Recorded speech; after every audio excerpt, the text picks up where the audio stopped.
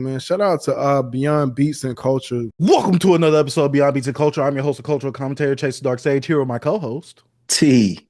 And we're here to talk about hip hop, but really we're here to be the messiest podcast because that's all people want to hear about today, B, is the mess. No one ever wants to talk about the music. They want to talk about the subliminal shots within the Carter Six that Wayne threw at Kendrick, potentially.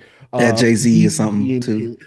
Yeah, Jay-Z and all that. Why was Drake and Nicki Minaj not on there? We're going to talk about all the mess, B. No more talking about the music because people don't care about actually talking about the music. But we are the number one show to actually talk about the music on a consistent basis on YouTube. Make sure you hit the subscribe button and like the video on your way in here. The show is divided up into 4 parts as usual with what we've been jamming, with our first impressions of stuff we've been listening to since the last episode. News section where we talk about music releases and hip-hop news, current events, music reviews, which today we are going to be talking about Lil Wayne's The Carter Six, sadly, and D2X's Boy in the Blue Hoodie EP. And we actually have some conversational pieces where I, had the bright idea that maybe Graduation is the closest thing we have to hip hop's Thriller itself. And what was the other conversations that was on here? Hip hop sucking this year, sadly, and Vic Mensa's video, and Timbaland being a very, very nasty man. Okay, I was gonna say unethical man. Did you works too as well. Before we start, did you see his little AI video he did? I didn't know he came out with one. I seen him kind of talking about it. I seen him tagging other creators about it, trying to talk to them about it. But I have some thoughts on this, and I guess I'll give a little bit of background on it because I've been kind of watching Timbaland a bit because he's been on TikTok live, like a lot. So yeah, but before we get into that, like I said, as y'all are coming in, make sure you hit the subscribe button and like the video if you haven't already. Social links and artist submission form is in the description down below, along with the timestamps in case you want to skip to a certain part of the actual show itself. And daily clips are coming to the YouTube channel, and we have the exclusive shows. Let's have the conversation and Dark Sages interlude. So make sure you hit the subscribe button on the YouTube channel. This is the hub for everything Beyond Beats and Culture. But B, how have you been since the last episode? Been good, B.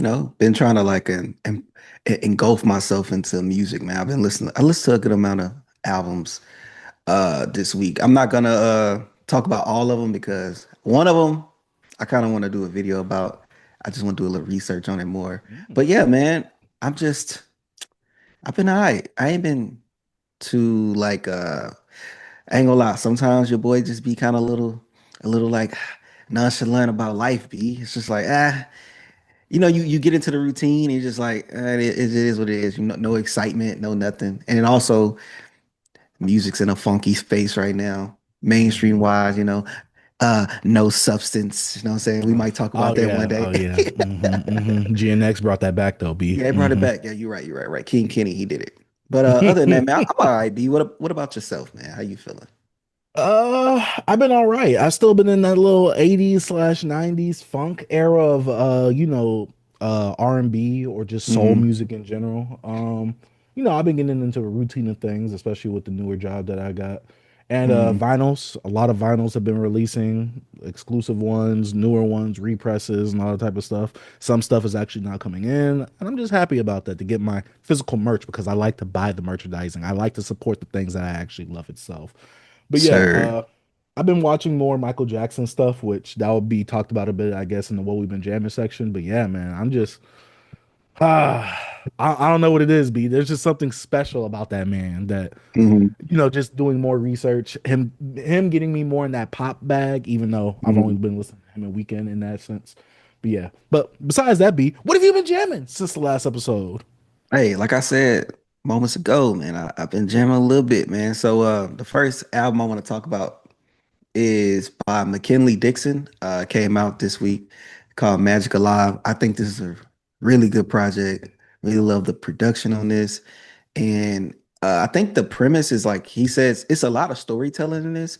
And he did a synopsis of like the album on his Bandcamp, talking about I think it's about a story of three best friends that lost, their best friend. I don't know if he was killed or I think he was killed, especially from like some of the context of the album. And it's just them dealing with it and whatever and things like that. I need to listen to this album a little more. I want to get more listen to the lyrics deeper. So I did 2 listens to it, but like, man, I enjoy it. It's probably my favorite that came out this week by McKinley Dixon, man. I don't know if you heard of him. Didn't we talk about him last week? I told you that his album's coming out. I don't know if you said you heard of him before. Yeah, I've heard of him, but I haven't heard any of his music. But when I saw the cover, I think it was very familiar. So I think yeah.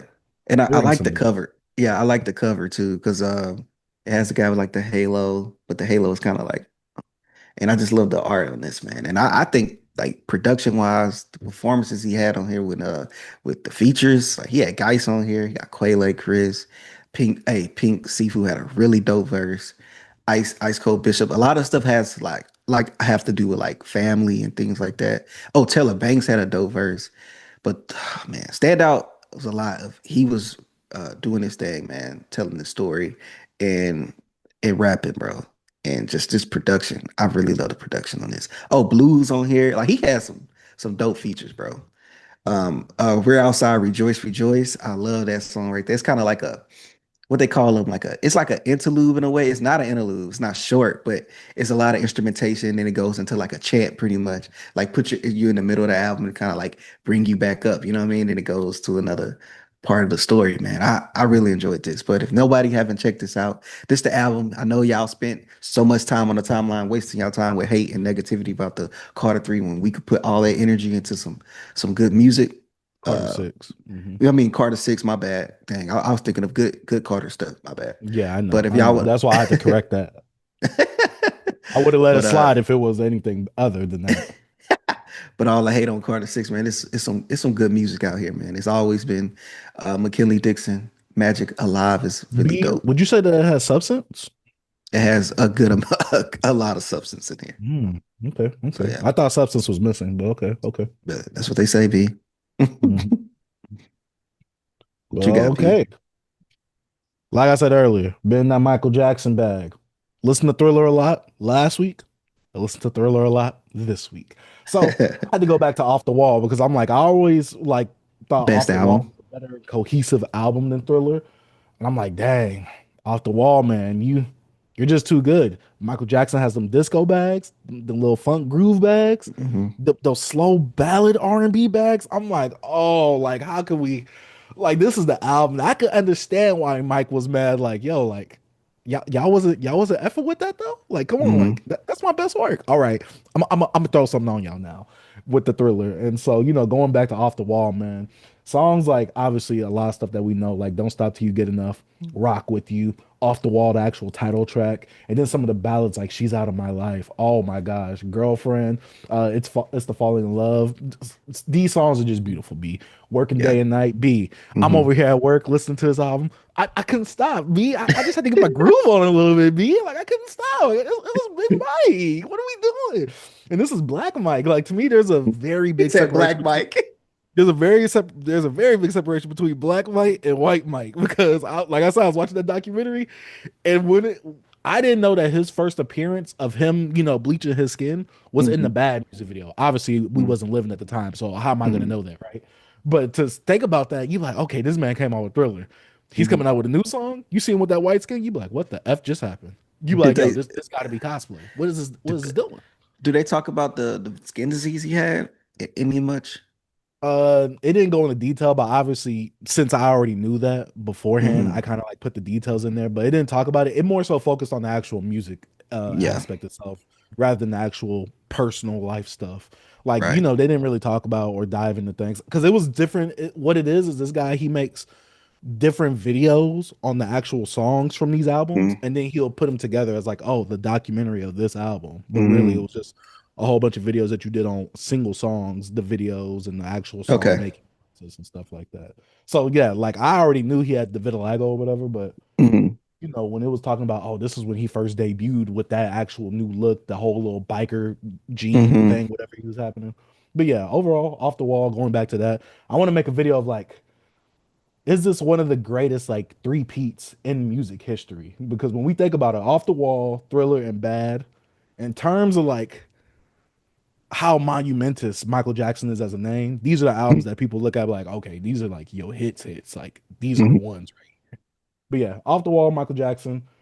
Obviously, I've listened to this before, but going back to this, especially as an adult, I've been on the Thriller back. I had to go back to Off the Wall. Off the Wall is obviously the better album to me. But if Hmm. someone said Thriller is better, I can understand why you say that. But B, what is your next project? My next project, man, is it's a oldie but a goodie, man. Down to Earth, Down to Earth. It's like a title album. I don't think these guys ever put out another album after this. It is a rap group. I think it's one rapper and I think the other ones are producers because I just heard one MC on this. I think his name Mathematics. They're from Canada. I think Toronto actually, and it's that 90s hip hop. Uh, it's crazy because I heard some of these songs before, but I didn't know who they were till I was like, I told you, like my coworker, he be jamming a little hip hop and stuff, and he was like, "You ever heard of this group Down to Earth?" And I'm like, "I don't think I have." And then I played the full album and I listened to the song like Formation. I'm like, "Oh, I heard this before." Like, and it was a few other tracks on here I heard too that like popped up in like Spotify recommendations and things like that. But it's not, and I went back to. But listen to this full album, man. I was like, yo. This right here gives you that 90s feel. It's something I would have skateboarded to back when I used to skateboard and everything, bro. Like it's like Mm. the samples, it's like not it's like simple loops, like drum loops, uh break beats. It's very 90s, B. Like it B, puts is you, I this don't know something if that you would hear on a Pro Skater soundtrack, like a Tony Hawk Pro Skater soundtrack? in a way, yeah. It's like Hmm. it's really smooth, bro. It's no misses on here. Like you could play this whole Mm. album. It's really consistent and cohesive. The rapper, he's cool. The beats are just dope. They cool. Like it's nothing really amiss on this project. I was like, yo, this is dope. I like this. So this is something I'm gonna try to find the vinyl for this one. But I think it's a really rare joint. So I think I saw one for like 190 something, but I might have to cop it. But I don't know if nobody ever heard of this group. It's called Down to Earth. Down to Earth is down to TAERF. Earth. Down to Earth. But nah, it's really cool. It's not really much to like break down about it. It's just like a cool 90s like project. It's dope. I like it. Okay. Uh, my next project. I made a tweet this week. I said this has been my bag lately. Like I said, I've been in that old school like R&B soul bag. Hmm. Listen to Luther Vandross's debut album, Never Too Much. Obviously, based off of the name of the actual song itself. What can I say, man? Such a legendary voice, such an iconic voice. I remember I was having an argument yesterday with one of my coworkers. We was talking, and I said something about like how like how he was saying like R&B and hip hop are too synonymous with each other, right? And I'll tie this back into Luther Vandross, right? And I said that listen, look at the people nowadays in R&B. They can't sing like that. Like look at a Hmm. Bryson Tiller. He said Bryson Tiller could probably sing better than some of your favorite singers. I'm like, he's not singing better than Luther Vandross. I'm sorry. I don't know what we talking about. He's not singing better than Michael Jackson, Luther Vandross. He's young, B. He's young. I had to give him some. I had to give him some slack.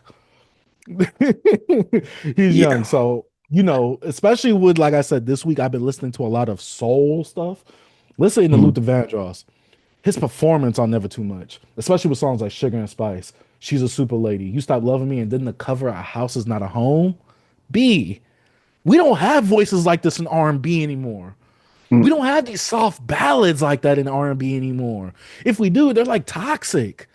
It's never about loving. It's never like passionate. What happened, B?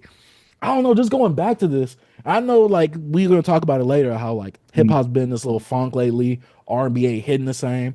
B, whenever stuff ain't hitting right now, I just go back to the past. I'm like, I love the line that Jay Z said. Hey, if you like my old stuff, buy my old albums. That's what I'm doing. I'm going back and I'm listening to the old stuff. I got plenty of work and research and listening to do. B, there's plenty of stuff out there that I have not heard fully, and I gotta listen to it, especially with my grown adult ears. This type of Hmm. album right here when I was younger and I heard some of the stuff. Yeah, this stuff was bumping, it was grooving, but I didn't fully appreciate it like I do now. This is such a phenomenal like performance from Luther Vandross, and I want to go through his discography a little bit more. But yeah, Never Too Much. I'm not going to talk about the title track. We know that song. It's a black cultural staple. Like I'm not going to talk about that. But yeah, Luther Vandross, Never Too Much, the album. Check it out if y'all haven't. Man, this was a really good album. Really solid performance, especially singing ability wise from Luther Vandross itself. R.I.P. Man. Luta is underrated when it comes to musically. Like black people, like in the culture, like we hold him up to high standards. But man, if you look at like as a whole, bro, he is underrated. Like it's really crazy how underrated he is. But yeah, my next project is from a rapper. It's a collab from a producer group called Parallel Thoughts and a rapper Defcees. I'm never really heard of Parallel Thoughts, but I did a little research. They work with a few artists I knew and I'm familiar with. And Defcee, he's a guy that I heard his name around, never really checked out a full project. But I ended up following him on Twitter like a month ago, and I see he was promoting this project. So I'm like, whenever it dropped, I'm gonna check it out. I listened to it, and I'm like, I want to get the vinyl. Went to it, it's gone. I'm like, bro, everything just been selling out. I can't get nothing I want. You sent me that freaking chitless circuit, Mm-hmm. man. I was like, I oh, was yo, waiting for you to say like, "Yo, B, cop that for me." I was uh, waiting for you to text me that, B. I was like, "Do you I want was this or what?" I was for the buy, but I'm like, oh, after I finished this route I had to do at work. I'm like, Mm-hmm. I'll be good. Bro, tell me right when I looked at my phone, I was leaving and going to the truck. You said, did you get it, B? I said, that mean it's sold out. I clicked it, that joke was gone. I was like, B, that's why, hey, me, as soon as I be at work, B, I know at 10 o'clock, Get On Down is gonna come out with something, right? 10 mhm. 10 p.m. 10 a.m. CST. I know they're gonna come out with something. B, I stop everything I'm doing at work. I'm like, yo, whatever they coming out with, I gotta be vigilant. I gotta be aware. I saw that. I said, oh, I got a cop. Like Man. I was literally doing this to my phone. My coworkers, are you taking a picture of us? I said, no, I'm trying to get some signal in here. Everything's going too slow right now.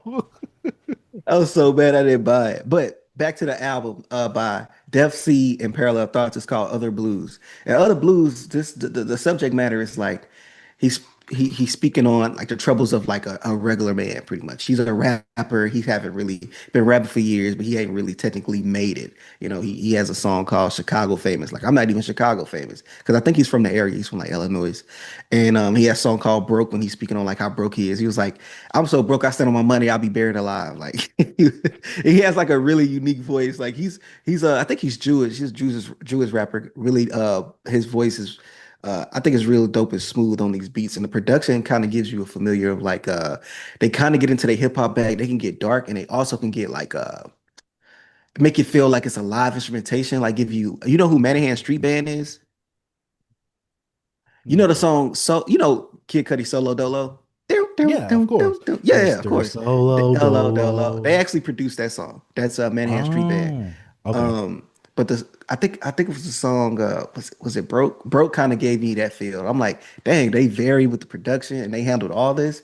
And the features was dope. He had Fatboy Sharif on here. He had Tree on here.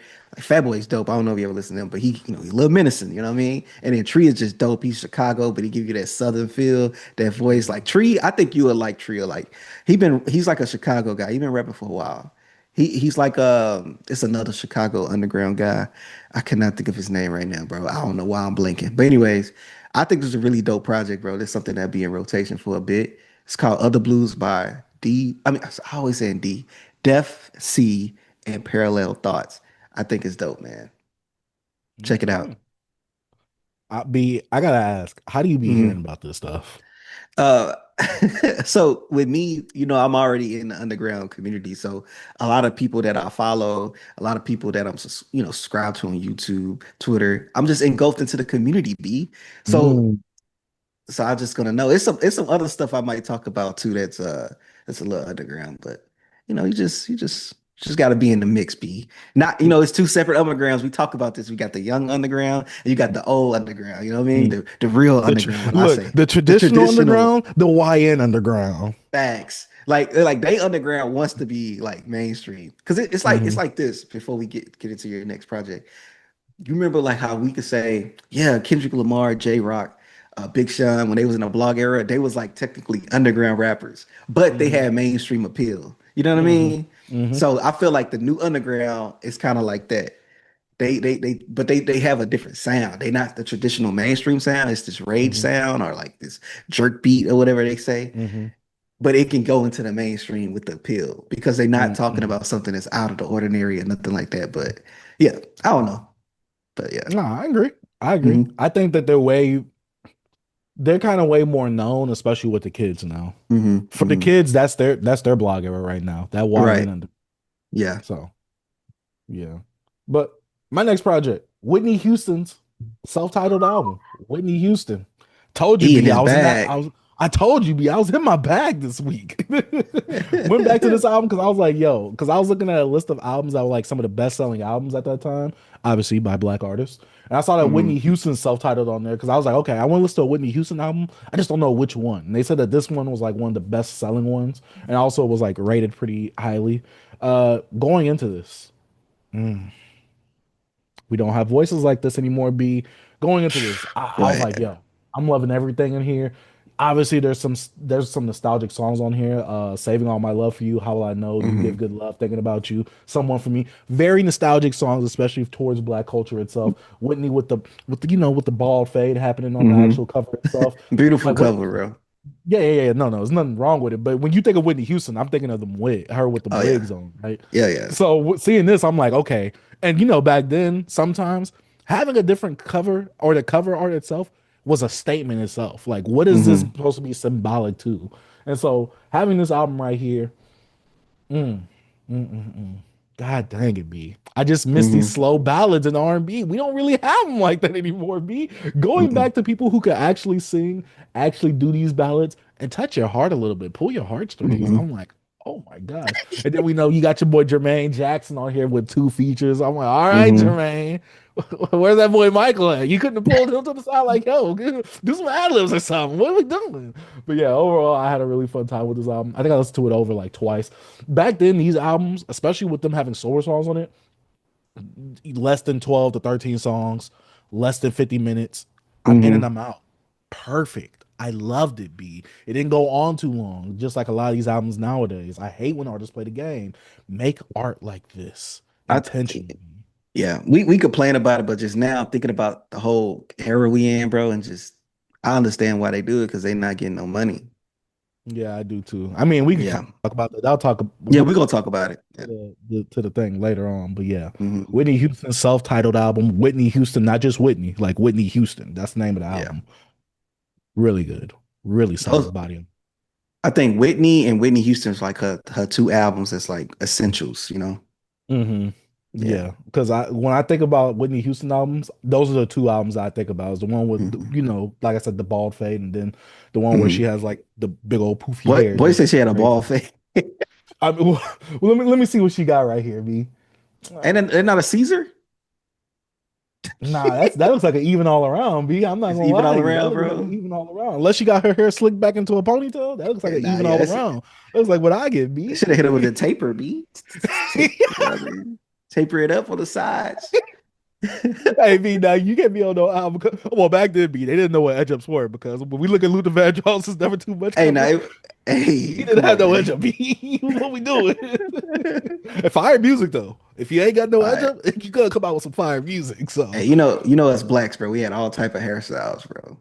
oh yeah, they didn't know what an edge up was back then. Hey, that edge up that saves lives. Now you can have the nappiest hair happening over here as long as this is Hmm. all straightened up though. Oh, you're good. Call But it the B, Webby, the Webby facts. fade, the Oh fro, the yeah. shag down. My next project, man, is Little Sims, Lotus. It's my first time ever listened to a Little Sims album. Never listened to it. B, I forgot to listen to it this weekend. I was just so busy. I feel I you, B. forgot that came out this weekend. But my first thoughts, I listened to it and I really like this, bro.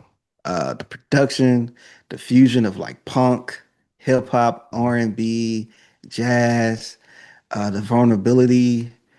I'm telling you, it felt like she was not even really rapping on some of these tracks. She was just, spilling out some stuff out of her journal, her diary or something, And I really I really love like vulnerability in artists, bro.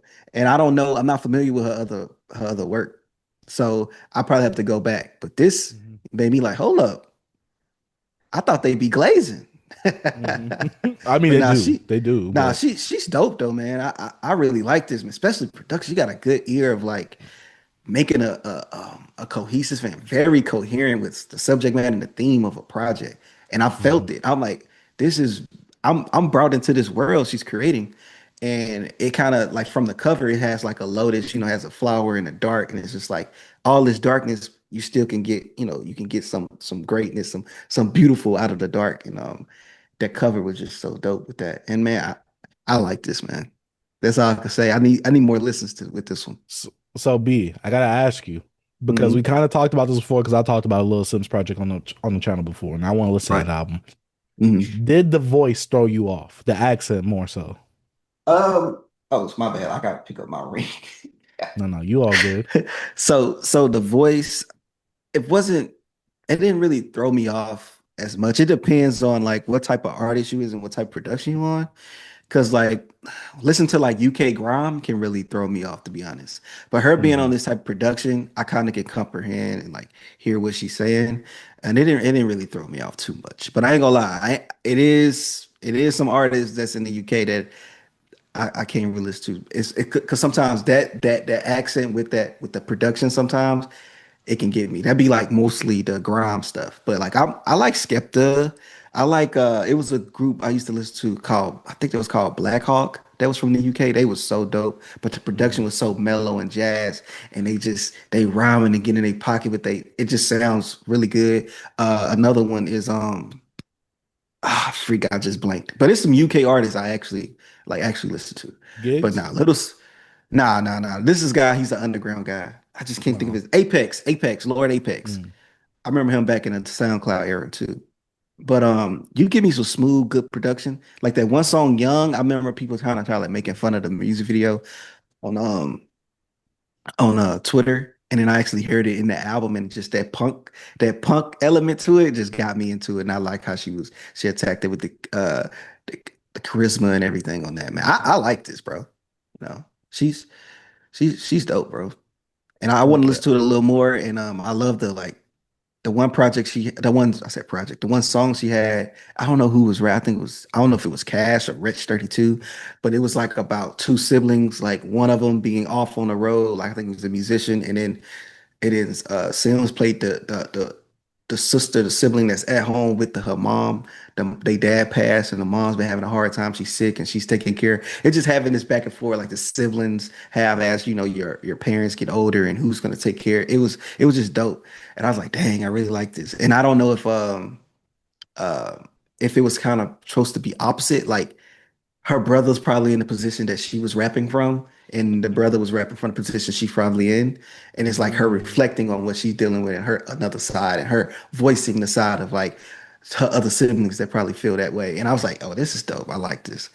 I like yo, that art, I like that artsy shit, bro. I was like, yo, that's dope. Mhm. Cause it's like you're looking at yourself from another position, but actually speaking from that opposite side. I was like, yo, that's dope. I like that. So yeah, but Sounds good. I just I forgot to liked listen it. to. But I Yeah, I did. liked I it. was anticipating this album though. I Mhm. actually was anticipating this. I didn't know nothing about it. I was like, hold up, she dropped. I was like, let me check it out, bro. Let me finally check out a little Sims project. So, hey, I am surprised and I liked it a lot.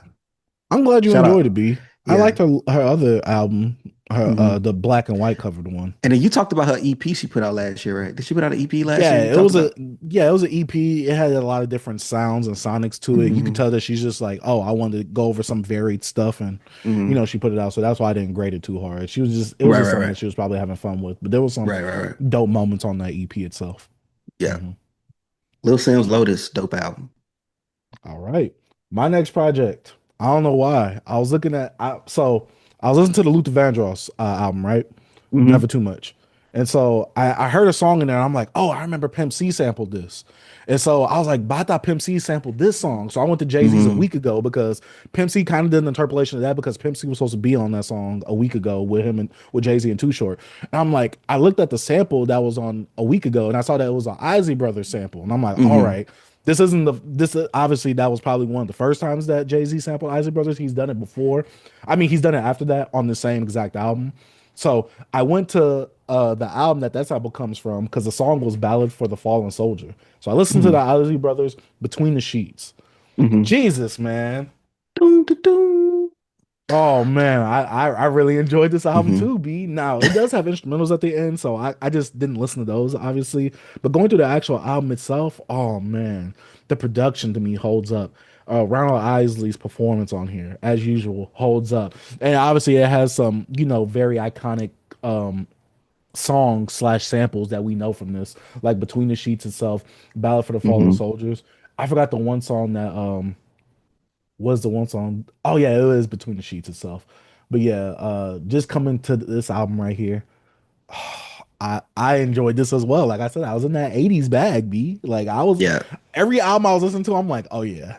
We don't have this type of like consistency or quality nowadays. Which I'm not trying to crap on the music nowadays, but people don't be taking their time. They're not trying to like make moments anymore. They're just trying to put something out because it's like, oh, maybe it's a contractual obligation. Oh, I want to feed the fans. No, this right here, quality. You trying to say Uh, something, man? the we're gonna talk about it because what you're displaying is what we're going. I'm gonna talk about with AI, bro. I'm gonna break it down a little bit. But B, my favorite Isley Brothers song is "Voice to Atlantis." I love that song. What Oh album is my that god, off of?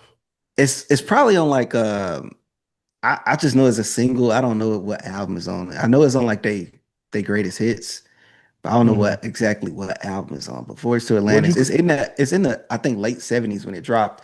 Let me look real Hmm. quick. I'm gonna make sure I know what album it's on. What's the name of the song again? Voyage to Atlantis.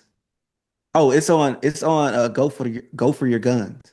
It's on 1977 Go for Your Guns album, which is a dope Ozzy Brothers album as well. Cause it got Hmm. footsteps in the dark. Hmm. All that on there. Bro. That you know the Today Was a Good Day sample. Yeah, of course. Come on. Yeah, that album. Go for Your Guns. B. Mm. I got a lot. Hey, that section right there is dedicated to all my soul music. It got all the Ozzy stuff in there. It got, hey, bro. Hmm. I grew up on all this, bro. All Yeah. this. Some of this stuff obviously I heard, but I never heard like all these full, Yeah, yeah, like these yeah. albums in full. So Another yeah. another band you should check out. Another group. Check out the Whispers. B. Oh They yeah, be I've heard of cooking. them. I Yeah, think I they got some be. of their songs in my. Hey, they be cooking. I'm trying to see. I think I might have a like song. Let me see. Mhm. Because I when I get done with an album, I'm not Dramatics. trying to get into another album. I be like playing like old school playlists like with stuff Yeah. that I'm like, oh, I remember this song. I know this song. I know this song. Delphonics, but it's I'm gonna tell you this, B. It's a whole section of like artists. I don't know what they call it. I call it new soul, but it's you got groups like I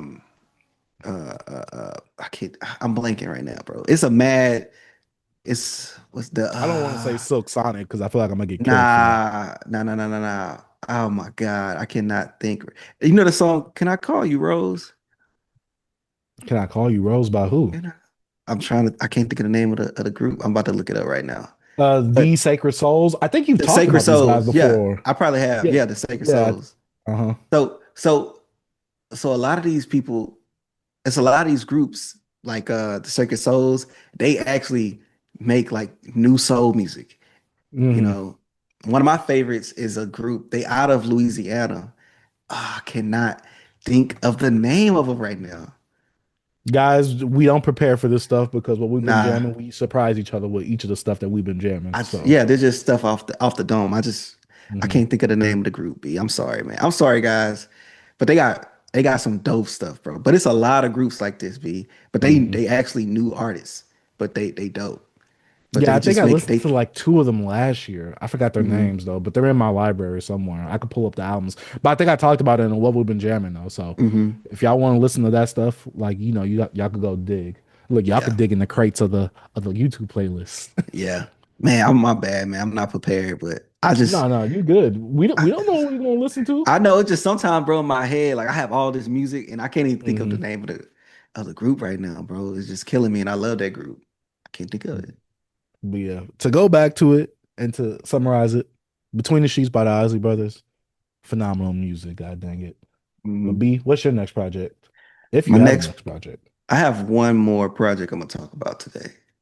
It's what? Listen to a good amount of music today, B. Yeah, I did. I listened to some more, but I ain't gonna talk about it. This is like it's an album, but it's an EP. It's 15 minutes. It's Mhm. short. It has 11 tracks though, because it has like skits and little short problems. But it's about Swamp Thug. Swamp Thug. He put you in a mind of like Earl Sweatshirt, Mavi, Mike. Mac Homie, Mike, and all that. He's in that realm. He's really like an underground kid. He's Bandcamp. He grassroots. You know what I'm saying? He try to get all his bread out he can. But this was called Thug Zine. number issue 1, the prophecy. Is I'm saying that right? I don't know, bro. I can't read. But this was dope. I actually like this. It's really short. I like the production on this. I like the stuff he's saying on here. I don't know if he's collaborated with a producer on here because it says Bro Thugazine. I guess that's him, Methazine. I don't know if that's a producer or just him and a guy together. I don't know nothing about it. I just know that this was in my listen to last year and I never got to it. That's all I was just looking at some stuff I didn't get to. Oh, bro, Methazine. Bro, Methazine. Yeah, I Yeah, don't know like if it's promethazine. yeah. That's why No. I'm saying like comethazine, you know what I mean? Comethazine, I don't know. But Mhm. anyways, I thought this was really dope listen. It's really short. He's not like the craziest rapper, but it's like the stuff he be saying, you know what I mean? It's like it gives you that mic effect, but and some of the production on here is it's a little it's a little off kilter, but not like so far left. It has that like that it's not really mixed well type of production and all this type of how did that sound? You know them sonics they get into B, is with this that the avant-garde Earl. raps? It's very avant-garde. He even say I'm avant-garde. You guys some. Yeah. He's very avant-garde. That's my style. I like that type of stuff. You can tell from the art in the back. We You know what know I mean? you very that's you very avant-garde. But yeah, Swamp Thug. I think this was dope. You guys want to check it out? You could. It's on streaming services. He has a issue 3 that's on his Bandcamp. It's not on streaming services. I wish it was, but I'll just You buy talking it. about Thugzine 003 against It's on. entropy? It's not on my. Entropy? Yeah, It's it's on it's on it's on Spotify. Spotify. 15 He ain't songs, 35 minutes. Yeah, I see it. bro. Don't got it on Apple Music, bro. It's because you switched up, B. You can't be switching up like that. That's the I actually do problem. have Spotify. Remember, I have it for $5. I'm gonna go over there and listen to it. But yeah, check it out, man. Swamp Thug. This came out last year, I believe.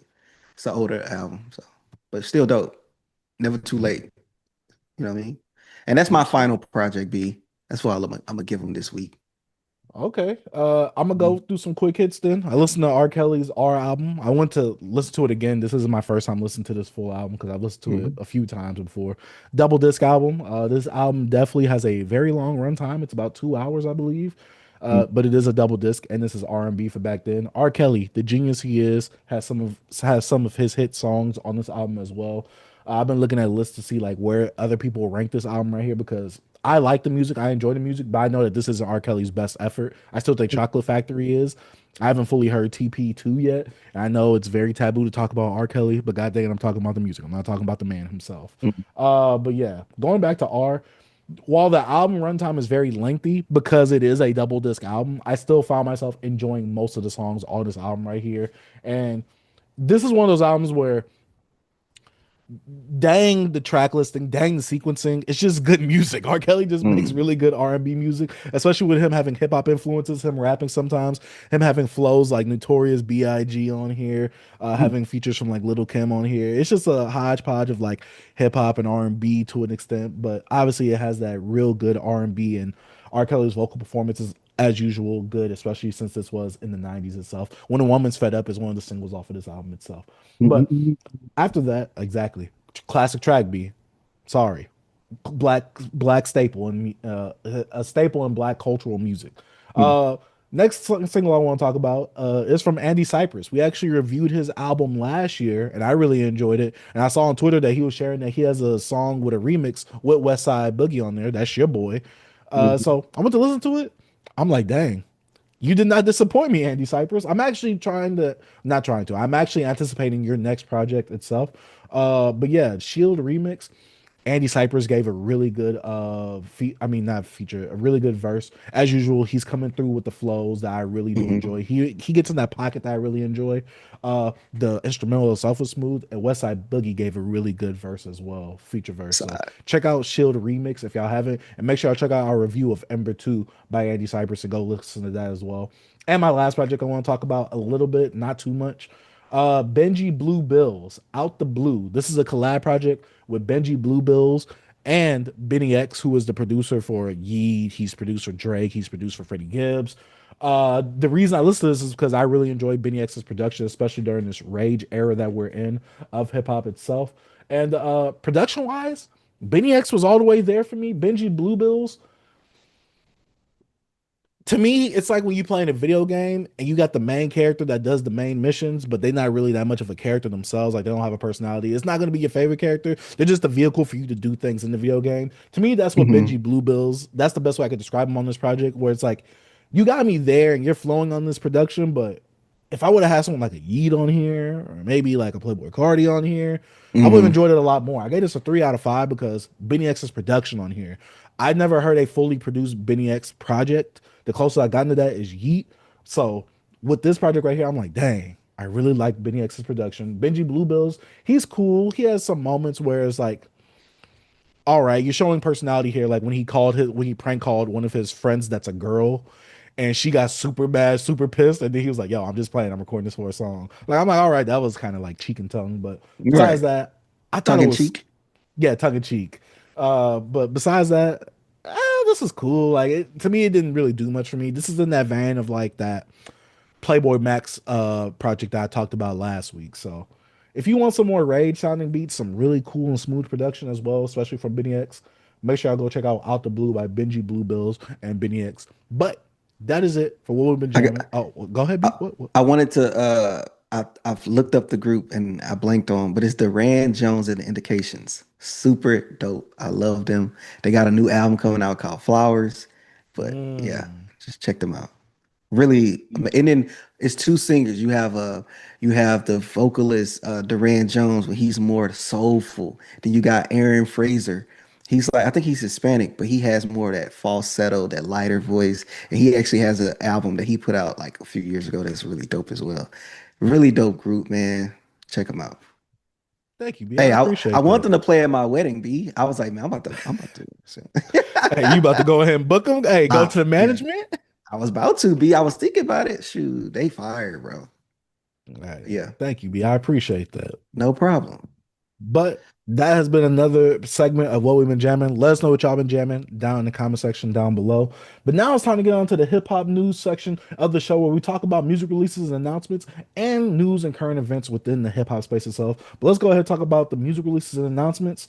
Juicy J and Logic live and in color June 13th. Is that this week, B? Oh, Is nah, June nah. 13th? June 13th June is this 13th? week. It is this week. It's Friday. Okay, we'll talk about I that a didn't. little bit later then. Okay, I But didn't even know. It wasn't yeah, in my. I'll put it down. Let's make yeah. sure if it's actually coming out before it. But you can go to the next project. Let's make sure. Well, I know you're really hyped for this one, so we could really talk about this. Joyner Lucas, ADHD 2, July 18th, B. Boy, you getting ready for them YouTube raps? We're gonna talk about the perspective of being a cup with coffee poured into it, B. Oh my God, I hope not. Boy, gonna be dog. Boy, gonna be talking this perspective of length, like the length on your pocket, like or I seen something like. everything. I seen everything. I'm in your pockets. I know you broke. You put that, like all type of like weird shit, bro. But Well, that but album B, I cover know. straight Mhm. ass juice. Like some good, like what? What we talking about? Cherokee, Pinky? We talking about that type? Like what? What we talking about? Nah, man, we talking about flat ass. Mm, like Who's a I don't really go extended into that back. section. I don't even know no like porn stars with no booty because I don't watch them. Like Hmm. I'm actually when it comes to flat booties, I'm racist. No, your I just cheek don't is go. B. Your I'm cheek cheeky. is. I don't go to that section. You know what I'm saying? I don't know nothing about that over there. You know what I Oh mean? man. Well, I mean, we can talk about the Carter Six since that's something that was flat booty. Ooh, boy, I saw a guy, it was a chick that posted a picture. She had a little booty showing. Bro, so you got all that Carter six back there.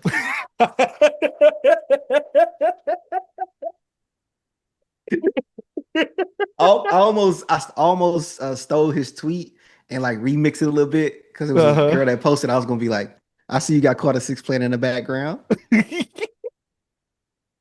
I was like, nah, I ain't gonna do it. I ain't gonna do it. Oh man. But yeah, if y'all gonna listen to that, because I'm pretty sure we're not, I might do it for Woman Jamming just to, talk about it, have some coverage Hmm. on it. But yeah, that exists. Yeah. Sway Lee teases a new album. I know you hyped for that too, B.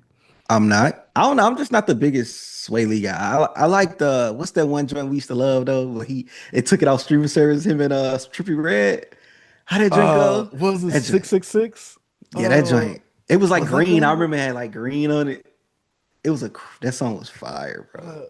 wait, is it then go, go, go, go? Give me no, Oh no, no, no, no, no. no. I Yeah, think that it was was like, yeah, what bro. is the song name? What's I the gotta name of look that it up. song? It's not, it don't have like rage in it I on think there, it right? was it 6 6? Nah. Just look it up Let me on see. YouTube, B. TR 666. That's what it's Yes. called. It was produced by Bro. Scott Storch. That's what it was.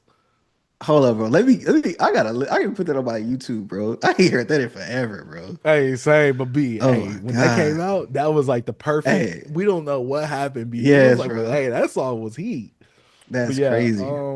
but you say you hyped for the that new Swaley. No, I didn't say Okay. that. What you All said? right, B.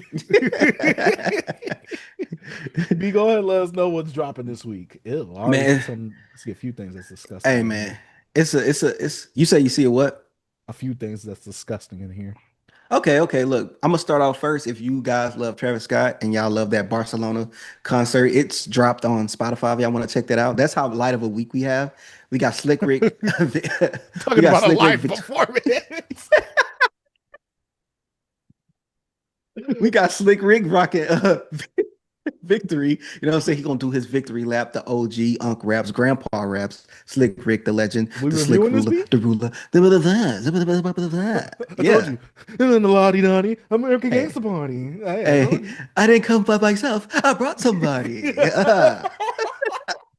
Hey, P, Preacher. did he take the pin out the grenade and he threw it? Hey, hey, I did that. Hey, I took the pin. I took the pin out on purpose when I threw it. They asked me how much I got on my plate. I usually bite off more than I could chew. Then I chew it.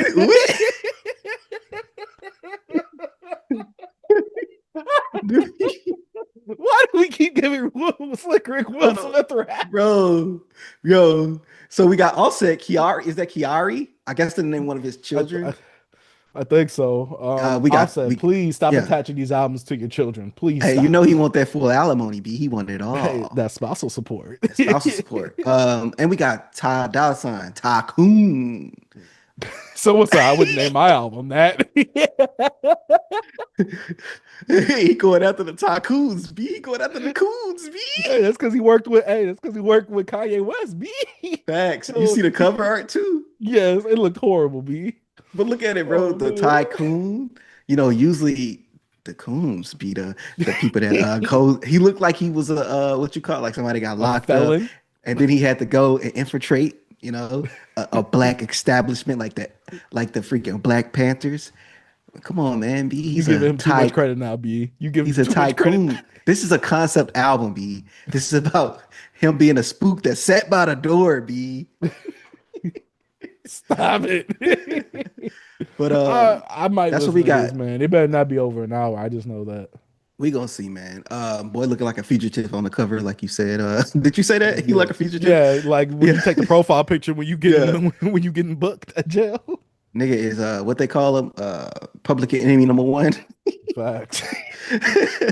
Yeah, that's all we got this week. It was more albums What about that the coming Juicy out, but J and nobody want to Logic talk about B? That those. live and in color. Oh, sorry guys, I'm moving too fast. Juicy J and Logic, live in effect, live in color. This is gonna be booty sauce. This gonna come in a package of booty sauce. Just nobody Yeah. wants. Who wants this? B. Who wants this? I think Logic fans, the Logic fans that want to be black. That's why I think wants this. Them goose. This album cover cheeks. Juicy J I just agree. wasting his time, bro. Logic probably, I don't know. He might go do Juicy J taxes or something. I don't know. He got Facts. it's Well, I something he mean, do. some Twitter accounts that you really love are in the comments saying like, "Yes, we needed this." Like Yeah. Bryce, he's in here. He But said, "Finally." that's Logic's. That's Logic's. He holds Logic's junk when he pee. Like, Oh, yeah, he's his store runner he too. Hey, aims it go to the for store me. for me, bro. He aims it for him. He does everything for Logic.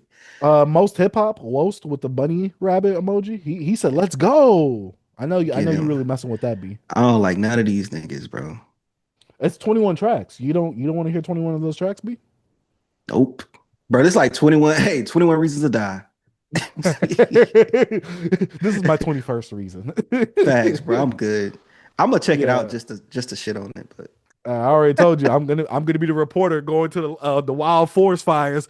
We are here live and direct right now. It's looking it's a lot. bad. It's a lot of trash being thrown here at the landfill. We got logic rapping. Trust me, it's not anything you want to be here for, but I'm here to talk about it. It smells over here. It's really bad. Like, come on, bro. Get out of here. No, get out of here, bro.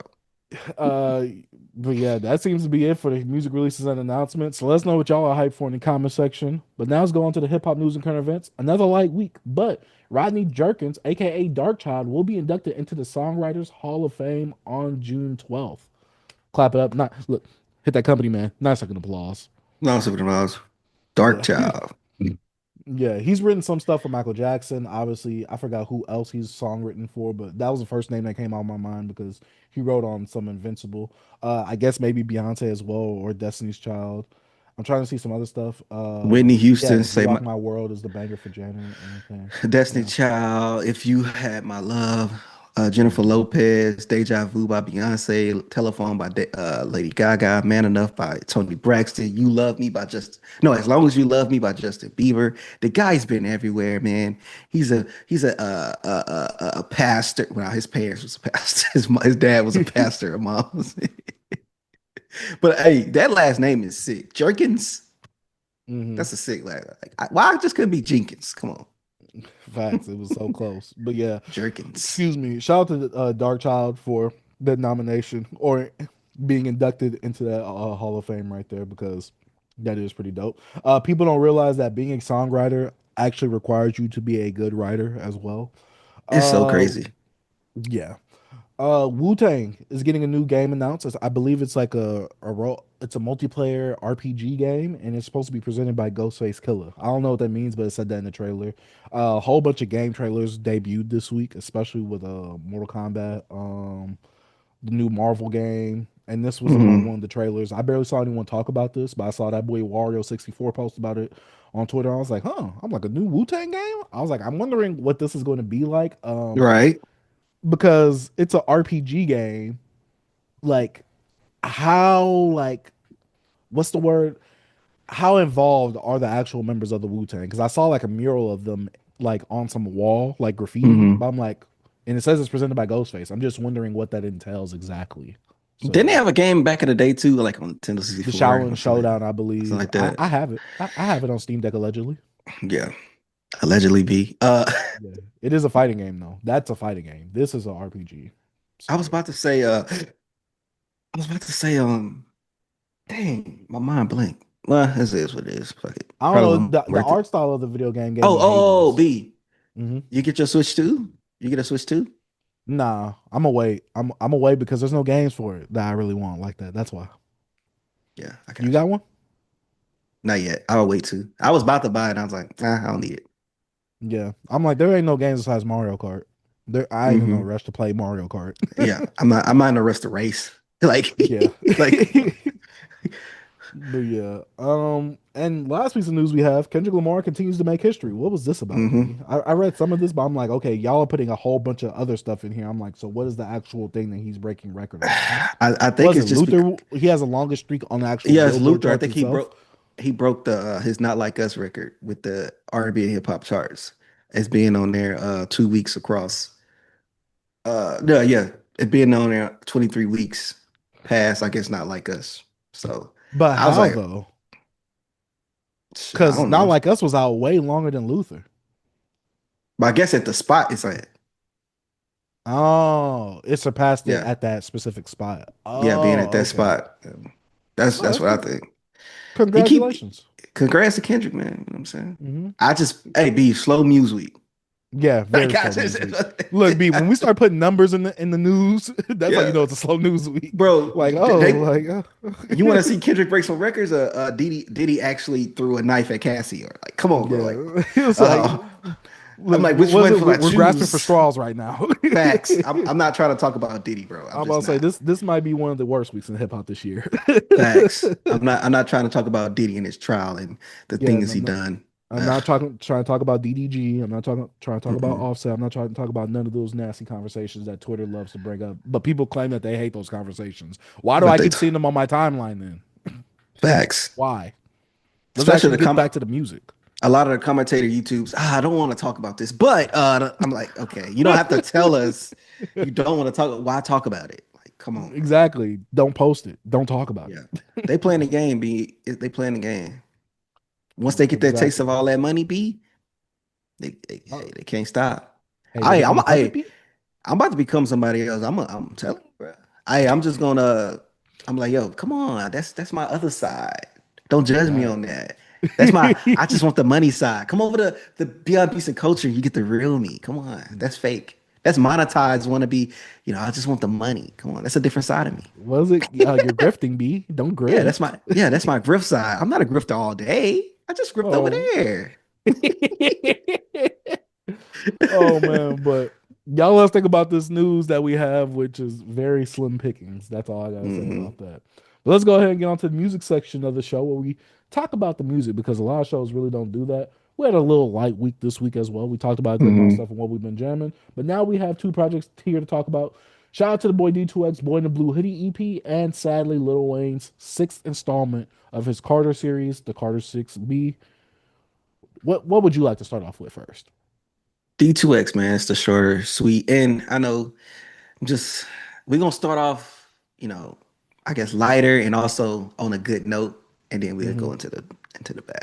So Let's go ahead and talk about D2X's Boy in the Blue Hoodie EP. This is his latest project in anticipation for his next upcoming project. Last year we talked about his project. We actually reviewed two of his projects, Hotel mhm. 1105 and the Hunger Era EP, which we have both favorable reviews of both of those projects right there. So make sure y'all go check them out and make sure y'all go check out the projects. D2X is an underground rapper from Chicago, the South Side of Chicago to be specific. And he's come out with a little really a three piece because the Mhm. third song, Miles Away, is more of an interlude, someone talking in there. I don't really know specifically who since we're not I think credited it's Miles on the Davis. actual. Okay, see, I didn't know. And I was like, I don't want to assume that, but it wasn't in like the actual like credits like featuring. Like, you get what I'm saying? But we got four tracks on here. Very light project, four songs, 11 minutes. B, what did you think about this project? Hey man, I liked it, bro. I was like, bro, my boy, hey, he put out that snippet of Blue Ocean Water off that Oh, you second beat talking about switch. that second half? Oh my Yeah. God. And he was just rapping. I said, I already know what he about to do, man. He finna do his thing. So like Mhm. the production on here brought me in. I love the beats on here. I love that he fits so perfectly well on this. And just he's still following up. I mean, from this last project, he still has that hunger. He's still just rapping like, what he want to manifest. Mhm. And the goals, it's like he lists his goals, like I'm doing this, I'm doing this. He's very intentional, like even just watching his social media presence. Like he like, oh, I did this week. We made this week. Like he want to shine the light on everything that he's doing. He's trying to, he has a goal and he's trying to accomplish it. And with this EP, bro, I was like, he at the same time, I love this, but he's still pissing me off. I want the album. I need Mhm. everything. But I know he's giving people the little snippets of like, hey, bro, I'm working on the album, but I'm gonna put something out there for y'all to listen to. And man, I ran back like light up the lake. Light Up the Lake is it's the shorter track, but like I ran that back like twice, three times. Like I love that beat on there. I love how you rapping on there. And then the Blue Ocean Waters, bro. Like he starts you off a little smooth, he rapping. Then that beat switch, and he just he had some words. And I'm like, oh yo, bro, just going, bro. I like when he Mhm. do that, bro. I like that, man. Just rap, show that passion. You could tell that like he wants to show you how much he love hip hop and how much he want to care about his art, and he ain't trying to do that. He ain't trying to compromise too much his integrity with his artistry. He want to stay on like his mission. So I really love D2X for that, man. That humbleness. The like he's very grounded. He's like an old soul. Young dude be feel like an old soul. And the boy in the blue hoodie probably just reminiscent of just like him probably, as a teen, like Mhm. I think what's that? These was the days, pretty much. Is the was that these was the days, or those was the days? Oh, twas the day. Yeah, Twas the yeah. day. Yeah. Twas the day. Is that like those was the days? What that mean? I don't No, know. twas like twas is Christmas. What's that? Like this was basically. This Yeah, was this the was day. the day. Okay, Yeah. my bad. Hey, man, I Twas the ain't night of this. Christmas. That's how you say Yeah, it. yeah. Like twas the night of Hey, man. Christmas. Mhm. Okay, I never heard of that. I probably did, but I didn't listen to school. I don't know. But but dope project, man. I really like it. I like the art he's doing here. And like I said, man, hey, I'm ready for the album, bro. Stop teasing me with these EPs, even though they dope. You know what I'm saying? I'm about to make the last EP and this together and make it an album. Facts, double disc joint. Man, but shout out D2X, bro. You be rapping, bro. And the beats on here, I love. Even though the Miles Away was a little snippet of like Miles Davis talking, and it was like reflecting him how he feel like, I didn't Miles Davis, I ain't get into the, playing instrument just because I want to be in competition with anybody. It's something I love to do. You know what I mean? He just, he just had that little interlude in there just to let you know, like, I really do this. I do this for the love of music. I do this for the love of hip hop. And I have a mission and I want to accomplish it and I want to complete it. Shout out D2X, man. Boy in the Blue Hoodie EP, dope. All right, I think it's time for me to hold D2X accountable. Hold him Stop accountable. Stop it with the BS. Why would you do this to me, D2X? You teased this EP. I'm like, all right, D2X. I heard the EP. It's great, phenomenal. But you know what pissed me off about this? I opened up the EP, 4 songs. You really only gave me 3. Last time you gave us an EP, you gave us like 7 songs. You gave us basically like a Daytona length album. Yeah. B, you can't tease me with, oh yeah, I'm coming out with another EP. I think I'm about to get like a full body's worth of work, at least. You get what I'm saying? 20 minutes. Get me in and out of there. I got 11 minutes. And 2 of the minutes, really a minute and 36 seconds of those minutes, was used with Miles Davis talking. Negro, I needed you talking that ish. But to actually talk about the music, D2X, as usual, you're still doing a phenomenal job, god dang it. I really enjoyed my listens. I'm not gonna lie, I was taken aback a bit from the production itself. It's not your problem necessarily, and I'm not saying it's bad. So let me explain myself. When I saw the snippet for the Blue Ocean Water, that second part, I'm like, he coming like that in this next EP? I said, oh my God.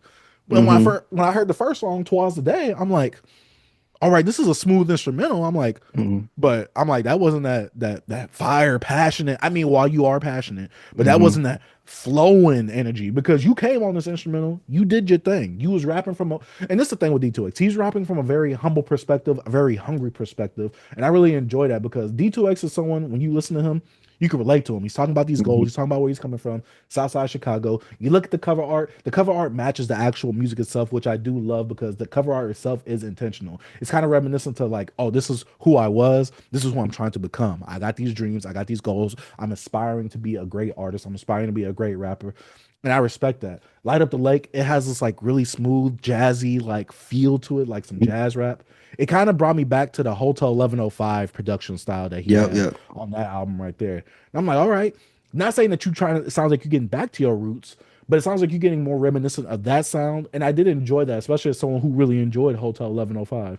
Then we get Miles Away. When I first heard the project, I'm like, okay, where's the rapping at? I'm like, wait, that was the whole song? Because I'm like, there's 4 songs on here. I'm like, where's the song that he was talking? And then he started rapping. I'm like, oh, that was an interlude the whole time. But, that was one of those things that I had to replay a few times. I actually had to really listen to what Miles Davis was talking about, especially with you titling this Miles Away and you putting it on this project right here, Boy in the Blue Hoodie. This could have many meanings towards what you meant from it being Miles Away, you being the boy in the blue hoodie, especially with you looking really young on this cover art, you being in probably your childhood bedroom right here and going to where you are coming from. I know you got in the Spotify playlist placement. You was like really excited for that. So congratulations to you. You've definitely gone miles within your career so far. But then we get Blue Ocean Water. I'm like, all right, you starting off smooth. I'm like, all right. I'm like, this is the last song. I'm like, D2X. I'm like, you can't tease me like that. Then he hit me with that beat switch B. I'm like, you can't tease me like that at the end, D2X. You can't do that, my boy. Stop it. That was, oh my gosh, B. Hey, that was like one of the highlight performances of this year, bro. That beat I was crazy, like, bro. What? He said, I got the keys to my life. I got this key fob to the apartment. I got the single fob. I'm like, Jesus. I'm like, this boy is going in right now. What are we doing? But D2X, man, as usual, I'm enjoying what you're doing. I just hate the fact that you called the last project an EP. You could have called that one a short album, because I was expecting this project to be the same length, the same amount of music I was getting. While this is more of a traditional EP itself right here, Mhm. I'm like, all right, I can't be mad at that. But man, But D2X. but one thing I could appreciate about this project Hmm. that the songs are over 2 minutes. Because usually people hit you with an EP with songs with a minute and 37 seconds with just them rapping. Yeah. And at least he gave us some full songs, like especially that last song, 4 minutes, gave us, beat switch in there, and then also that hunger in that second beat just Oh going. yeah. So I'm Hmm. like, all right, cool, but I'm still mad. Boy, I need that album. I need that album. Facts. I was like, B. I was like, I was like, man, come on, bro. 4 songs. What are you doing, bro? Facts. Me, I was looking, I'm like, because I remember the Hunger Era came out. I'm thinking the album was supposed to come out right after that. I'm like, what Yeah. is this? I'm like, not saying that this is bad, Nah, but I'm nah, like, nah. I'm ready for the album. Look, Give me the album. we try to figure out something to criticize him with, and it's because you ain't dropped the album yet. We just mad about you giving us a short EP, but it's good music. It's dope music, Yeah. bro. So Hmm.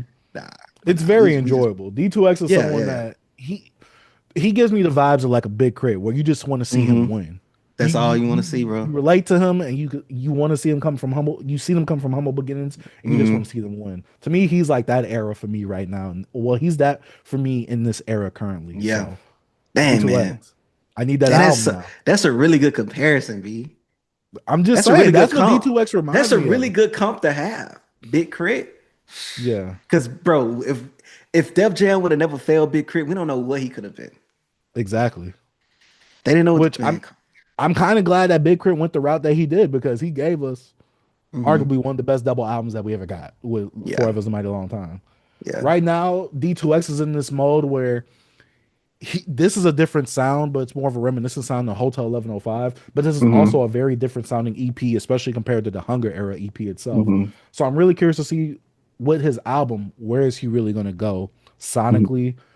What is going to be the subject matter? What are some of the things you're going to be talking about? Because you're giving us a good amount of stuff to be, you're giving us a good amount of stuff to be said in these two previous projects.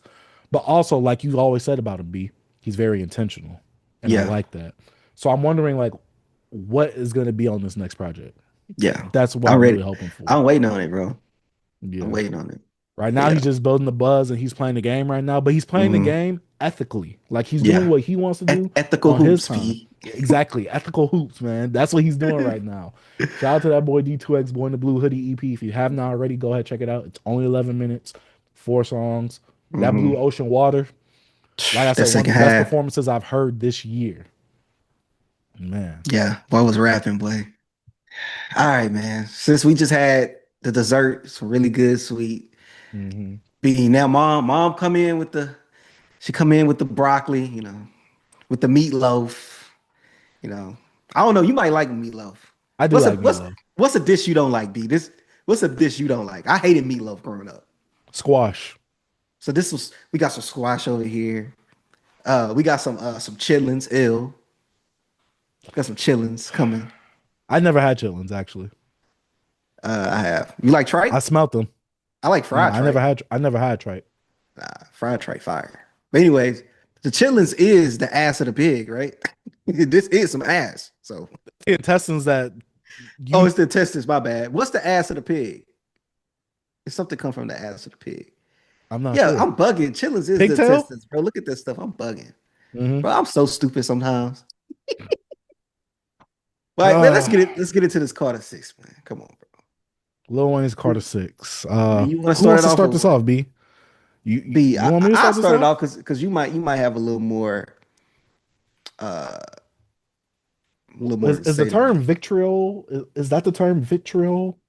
Vitriol. Vitriol, like Cruel and you bitter have. criticism. Yeah, that's what I Yeah, you have. got I some have that. vitriol. Okay, okay. So Yeah, look, that's the title of this episode, probably. I'm gonna set my little tone. So Friday, I didn't listen to this album. I didn't listen to Okay. it Friday. I decided not to because I saw all the jibber jabber on Twitter, and I'm like, I'm not gonna let these words on Twitter interfere with my own thoughts. So I went to the album for the first time yesterday. I listened to it twice. I listened to the first time, and I'm like, you get me in with the Welcome to the Carter. I'm like, okay, this is a cool track. It's okay. It's okay. It's okay track. I'm not tripping on it, but it still didn't feel focused to me. It's like he's still on that rhyme. I'm just for the rhyme and freestyle. Like it's no concept. It's nothing building up to nothing. Cause the welcome to the first one he talks about like it's like this interlude with this person like, oh, he changed the game and all this type of stuff, right? Then he hit you with was it Bellsby? Mm-hmm. Was it Bellsby? Yeah. Mm-hmm. B. We get bit, bro. That was some cheeks. And then you brought out LL Cool J. I heard for the freaking you did it like Rock the Bell concert. Yes, nasty. It was a lazy excuse of a sample. The hook is so bad, B. We say flow so hard, my bars hit like barbells. Come on, bro. This is horrible. My bitch a bombshell, break her on her shell like a Taco Bell, and I bring that shit straight to the app door bell. Bro, these are some people goats, B. I've been telling these niggas this man didn't have it for years. But no ceilings. No ceilings is the same. I know niggas like no ceilings. It's trash. Hey, okay, you get disrespectful now. I've been wanting to get off my Lil Wayne hate for years. You know what I'm saying? I like feature Wayne. Yes, I give him props on his features. But Wayne as a whole on projects caught a 3 A's poorly too. And niggas be thinking I be hating on Wayne. People thought I was hating on Wayne since middle school. Y'all niggas overhyped this man from the beginning. And I know we ain't finished the freaking review, but I had to get this off my chest, B. I'm sorry. I've been right since I was 13. I am 31 years old. Flip it in reverse. I've been saying this. Anyways, let's continue. We got hip hop. Trash. Him and what's the dude name? MX the plug. Big X the plug. Oh, you talking about the #1 Houston rapper? Come on, man. B. Carter 666. Diamond time. Tick tick tick. Bear to your temple like a pimple. Come on, bro. And this is y'all GOAT. Wayne, the greatest of all times. Wayne, top 5. Nigga, look. I'm going to tell y'all this. Y'all have revisionist history. Just because a nigga said he the best, don't mean he the best. B, it don't mean it. Oh, Wayne up there. Nigga, Wayne is not. Wayne just up there for like, y'all, he have moments, bro. Get him out of here. Wayne is not up there, bro. Carter 2 to me is his best album. We've said this before. We agree. Like, come on, man. I don't know what's wrong with these niggas. They get. Let me stop it. I'm not even gonna talk about hip hop much, but we're gonna get into sharks because sharks ain't always in the water. Wait, say snakes ain't always in the grass. Sharks not always in the water. Get out of it. Come on, man. Jelly Roll. Come on, bro. Like, look. So this formula, like Lil Wayne, he needs some type of direction. He needs some AR. He needs some execs. Nobody is in here like actually. All right, look. Some niggas need to babysit Lil Wayne when he make an album. Like he need a monitor in his like, nah, no, baby, you can't do that. No, don't touch that. Don't take that plug out. Like that's what they need to do with Wayne. It seemed like Wayne need to be babysit. Like you know how you age back as you get older, you age backwards. Like yeah, it feel like this nigga need a babysitter in there. Hey, Benjamin Buttonby. Bro need a daycare in the studio, a studio daycare. They gotta be in there watching this man. Hey, don't say that. You said too many niggas. You can't rap nigga, rap nigga, rap nigga. You can't do that. No, stop that, Lil Wayne. No, we need something that's cohesive in rapping. We need some storytelling. We need something. So Sharks trash with Jelly Roll and then Big Sean. What Big Sean? Big Sean actually gave a really good voice. Yeah. But I hate to say this, B. I never thought I'd say this. Big Sean washed Wayne on that song. I never thought I'd say that in my life.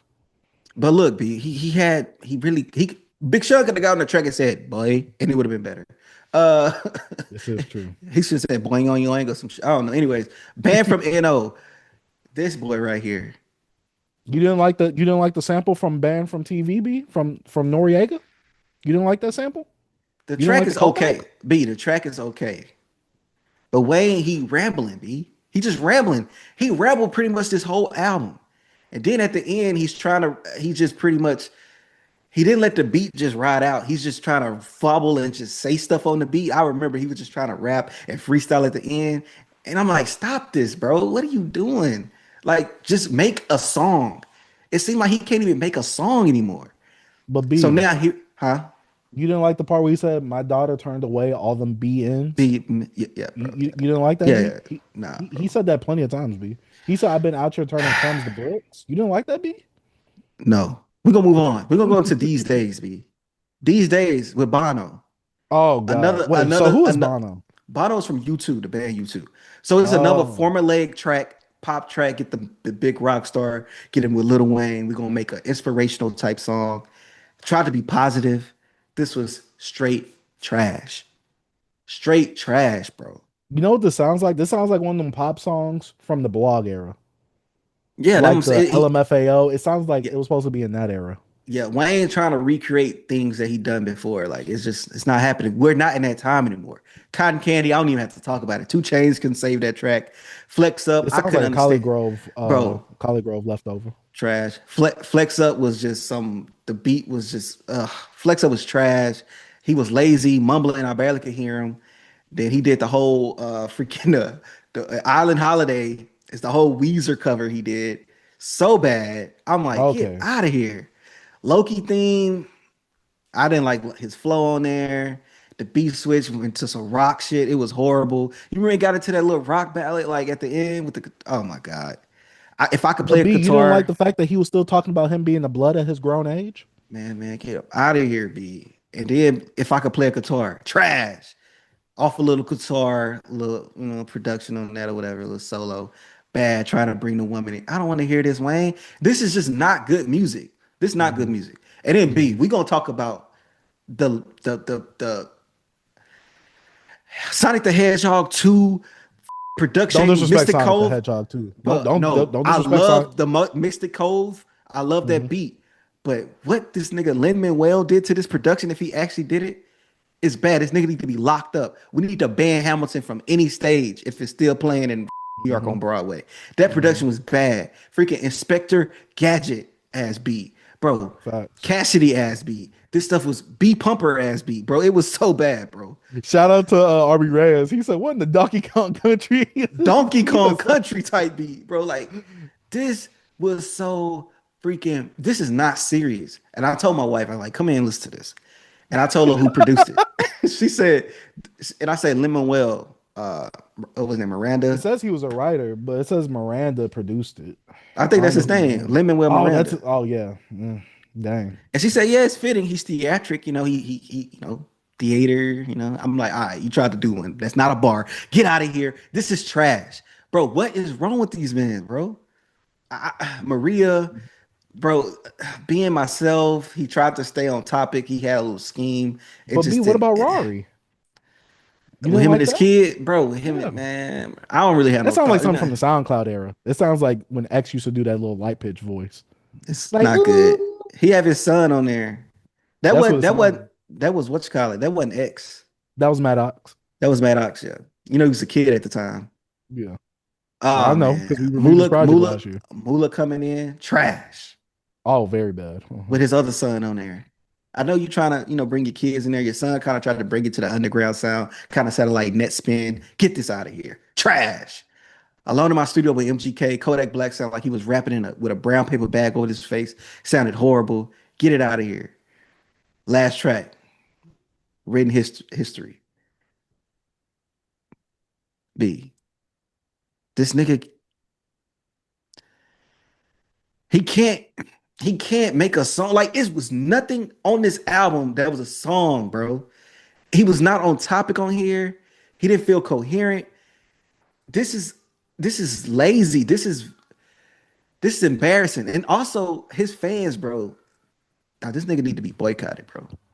They like I thought people was just ODing on Twitter, bro. I was like, yo, come on, y'all probably pushing it too far.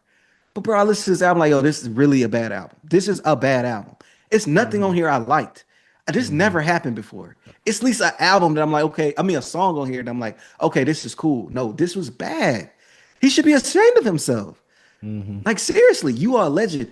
You did this with Carter 6 series. I mean, the Carter 6 series, like you should have just made this something. I am not a human being because you wasn't a 3. human being on this. You didn't sound Hmm. like one. Like this, you can't do this to the Carter series, bro. At this point, you should just stop it. We don't need no Carter sevens or nothing. This just wasn't good music, man. I'm sorry. I wasted the 67 minutes of my life that I wish I could really get back. And if I do double that, I listen to this twice, so there's more than 67 minutes. B, he had no promo, no single. Usually when Wayne drop a Carter, he's having a single. He's pushing some Mm-hmm. buzz. He had the Mm-hmm. Bono song on like a finals promo, like a day before, I think a day before the album came out. Like, I'm embarrassed, bro. But look, do this do anything to his character? I mean, do this anything to his career, B? Do this affects Lil Wayne and his list? He always been affected to me. So this really don't change much to me. But for all you other people that be like, this don't mean much, Lil Wayne's already established, like, blah blah blah. No, we need to give him a hard time. We need to tell him about this. You can't do this to the fans, bro. And I don't want to hear that, oh, he was smoking weed and doing lean and putting out good music before. Nigga, to who? To y'all? Not to me. This lean like this nigga jumped. This look like he jumped. He jumped right back off the wagon, and he's doing the same thing. Man, I don't have nothing to say. I'm sorry. I probably ran for a long time because I No, just no, had no, some no. thoughts. It was good hate. It was But good hate. nah, bro. Nah, bro. Hey, B, this not even hate, B. This is just being real. This like talking to your this like an intervention. You know what I'm saying? That's what I'm saying. This nigga need babysitters. He needs somebody watching over him. But I think he got a lot of yes men around him. It's no way his homies told him, yo, hey, they in the studio, like not like Cassidy nodding their head to that Donkey Kong ass beat he did on Peanut to an Elephant. She got an elephant ass. Who has an elephant ass? I'm an elephant. It's like, bro, nigga, get your uncle out the studio, bro. It's like man, what you got, B? I'm sorry, bro. This is all I had. This album was horrible. This album was bad. One of the no, the worst album I've heard this year. When we go to this album, and I've talked about it last year. I even said it. I said Wayne ain't there. He can't hold a full body of work. He can't. I said that he been gone. We don't need a Carter 6. This is tarnishing the legacy of the Carter series. I wanted to like this, B. Once I saw the feature list, I was like, oh no. I already knew it. I was like, the album is too long.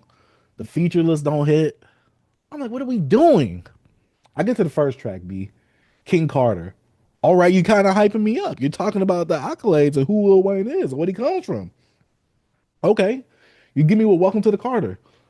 I'm not fully there, but you kind of setting the tone. We go to Bells. I'm like, all right, this is a song that you could probably hear on the radio. All right, this is it's cool. Then we get to hip hop. You already know my gripes with Big X the Plug and that same timey flow that he has on every single song. Again with the same timey flow. People, Big X the Plug did his big one on this one. He sounds the same. This is the same thing. He always talking something about some bobos because he's always wanting to rhyme something with the letter O. He's always rhyming that in every single goddamn song. He has the same goddamn flow on every single song. And then Lil Wayne wants to do the little thing where they do the hook together. Stop it. This is the radio play song. This is going to be on the radio. Big as a Plug and Wayne, this is the radio play song. No matter how bad this song is going to be, it's going to be on the radio. There's plenty of bad songs on the radio. This is about to be one of them. Then we get Sharks. I'm not a big Jelly Roll fan. I've never heard a single song from Jelly Roll. I know who he is. So when I heard him on the hook, I'm like, oh, brother, this is cooked. I'm like, oh, brother, this stinks right here. Then I heard the actual instrumental part for the rapping verses. I'm like, all right, this is decent. Wayne is at least kind of there, it sounds like, but he's not. But then when we get to Big Sean's part, I'm like, how did Big Sean get the assignment right? And I'm a Big Sean hater / fan. I love Big Sean back in the blog era. As I gotten older, some stuff, it's either hit and or miss for me. Big Sean did a good job. Big Sean, even though this isn't saying much based on this album, he has the best verse on this album. B, that's not a good sign. This early in the album, and Big Sean has the best verse. Oh, you're cooked, buddy. You're cooked. That's how I do. That's how I do. I was like, this must be the alternate bizarro world we're living in. How did Big Sean watch Lil Wayne like this? It has the best verse on a Lil Wayne album. I Hey, never thought I'd say this. Big Sean say, bro, And this these are is easy. they got the two corny punchline kings on one song, B, and one of them got washed. The one that's like the pioneer, the one that's like the guy that does this, he Mhm. got washed by Big Sean, Fabulous Jr. How did you do this, B? But when we I go, don't know. B, banned from NO. Was that a shot at Kendrick? Shut up. Just Who shut up. cares? I don't care. But god dang it, it was so. Kendrick is like, yo, that's too easy. It's too easy. Hey, I'm that not shit even gonna do ricocheted, B. that. Facts. Just hit him right back in the head. B. Bear from NO. You use the Noriega Bear from TV sample. But God, this was horrible. My daughter ignored all the beans. I made my son some orange, some rich Negroes. I'm like, what are we talking about? I'm like, this was a horrible use of that sample. You did not kill it. There's only two banned from TVs that exist to me: the Noriega one and the Lil Uzi Vert one. No one is banned from NO if this is the song that that you banning people from. Then we got The Days with Bono. I don't know who Bono is. I never want to hear him again. The Days, this would have worked in the blog era with all them other corny pop songs too. Along with Rihanna's Shut Up and Drive, B.O.B.'s Beautiful Girls on those stations, this song would have worked. Not in today's day. It's too late for this ish. You Nigga gotta opened up listen the to 2010 beat pack. facts. And he thought it was really gonna work in the big 2025. That's the crazy part, B. 15 years later. Then you got Cotton Candy, which is obviously some type of Collard Grove leftover that you and Chains didn't want either as a bonus track or on those two albums. Why would you want it on your own album if you didn't want it on those two? That's bad. 2 Chains. He's 2 Chains, but it's like He couldn't say it just feels phoned in, B. Mhm. Then we get Flex Up. When I first listened to the album, I was tricked by this one, B. Because I'm like, okay, the beat is cool. Let's do it a second time. Let's do it a third time. Bro, that No, nigga mumbling in the first half of the song. I'm like, what is he talking about? B. What? This song has so much potential that it could have been something, but it just wasn't. Then we get Island Holiday. I didn't know it was a Weezer sample because obviously I don't listen to Weezer. He But said at the end of the Jesus. song, I got we to the band on Miss B.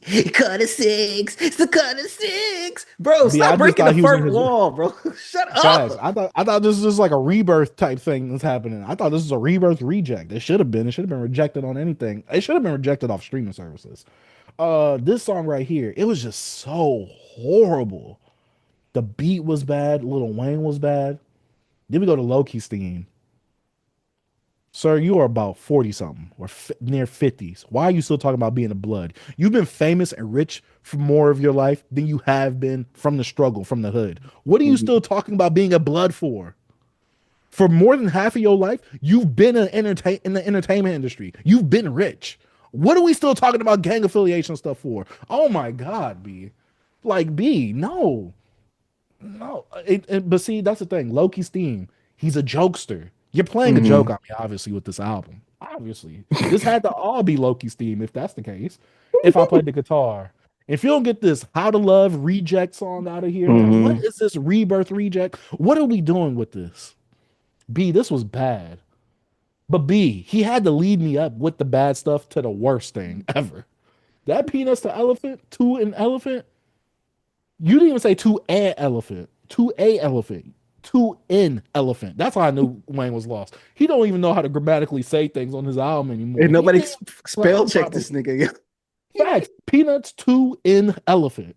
To what? B. Literally, I saw someone put this song. Shout out to my boy Sam. Someone put the song on top of someone playing a Crash Bandicoot level. I'm like, this is perfect for Crash Bandicoot. Hey, I put the song on the Inspector Gadget theme, bro, on my Instagram. Inspector Gadget. That's what it sounds like. B, this was god awful. This has to be Wayne at his lowest point in his career.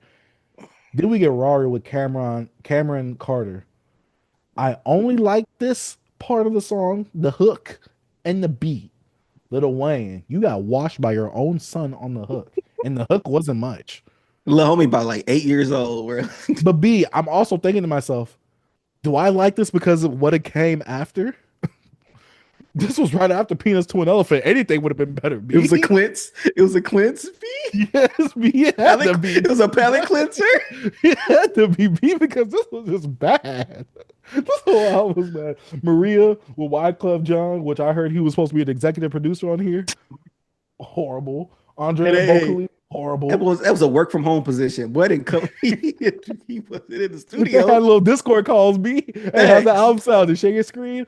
Oh, you almost got done? All right, cool. Yeah, I'll all right, come tomorrow. Did you hear any of this? Look, hey, B, you know that meme with Arthur when he's listening to the music, he got his headphones right here. He is up here. That's how Wyclef Jean was listening to the album. The headphones is not on me. Then we get B and myself. I'm like, all right, you trying to do the little introspection / positive message type thing? Corny. No. The first half of that song, he was kind of on topic. And then he started flipping the scheme of his schemes on this album is the worst ever, bro. Keep going, B, my bad. B. I'm thinking, okay, we talking about positive, how, like, you know, his mother, you know, him. He's talking about getting head from a girl. I'm like, That's Lil Wayne. I almost went in one song where it was full positive, just fully G-rated. This is something that you could play on a Sunday. Nope, he had to talk about getting head somewhere on the song. You heard the stuff he was talking about with his son on the hook? Come on, man. B, this was bad. I don't know why Manny Fresh thought to give him this. I don't know why. It was probably the best beat on the project to me. In my opinion, it was probably the only beat I really liked. But at the point I didn't like the song. So. But B, is that really saying anything? I'm just saying. That's what I'm like. It's not even saying much. Yeah, it's not. Then we got Moolah coming in. Don't ever do this again. Alone in the studio with my gun. And you have literally the worst pairing with MGK and Kodak Black. Be like literally what you guys are listening when you guys see that on paper, it's exactly what you think it is. I shouldn't have to explain that. Did we get written history? You clearly didn't write anything on this album. You went in there, you spit whatever was on your head. Hey, you want to do that again, Wayne? No, keep that in there. This nigga big phone this whole album in, bro. B. This album had no direction. B, this was bad. And Lil Wayne talking about this. This is my best card. This is my best album yet. He didn't say that. He said that on some interview. Man, I was like, get out of here, bro. I was like, in my head, I'm like, you do know you made Carter 2 and 3, right? You do know you made The Drought 3, right? You do know you have a series called Dedication, right? Is your brain just fried from all those drugs of all those years? Maybe you fall off the skateboard a little too hard trying to hit them half pipes. I don't know, B. This era of Lil Wayne when he got the crusty dreads, I'm not here for it. B, this is what happens when you let your legends age and they still want to make music. I know people, Jay-Z, Nas, those are the exceptions. We keep saying that. Stop it. We got to take the mics. Look, you know how they say we got to take the mics away from the podcasters? We need to take the mics away from these legends. We got to take the mics away from Lil Wayne. It's like when your grandpa on the drive still. I think I had this analogy before, like, granddad, come on, man, get out the car. Wayne, get out the booth, bro. Like, nigga, you should be a PT. You should be a part-time. All your features, do your thing in the features, but we don't need you in a full-time. We don't need you on a full shift. You know the old man we used to work with? Oh, yeah. Part-time, man. No full-time no more. You ain't all you got he has tenure already. You ain't got to show up here full-time every day. Bro. Come on, man. You don't need to come here for the 8-hour shift. Just put your little 2 to 4 hours in a day. In fact, work 3 days a week. You good. You already got your tenure. What are you trying to put this much work in? You effing things up. It's like, B, you know what this is, B? It's like when you work a job and they introduce those scanners into the job. Mm-hmm. You've been at the job for 30 years. They finally now introduce those scanners and you don't know how to use them. That's what this is, B. I probably wouldn't even have a problem if this nigga used AI to help him, right? Like, this nigga need assistance. Like facts, bro. Like, Like, I'm serious. Like, Lil Wayne is the only rapper I will allow to use AI because he needs it. He needs Chat GPT. He needs Google VO, whatever it's called. Mhm. He need Apple Intelligence, bro. Come on, B.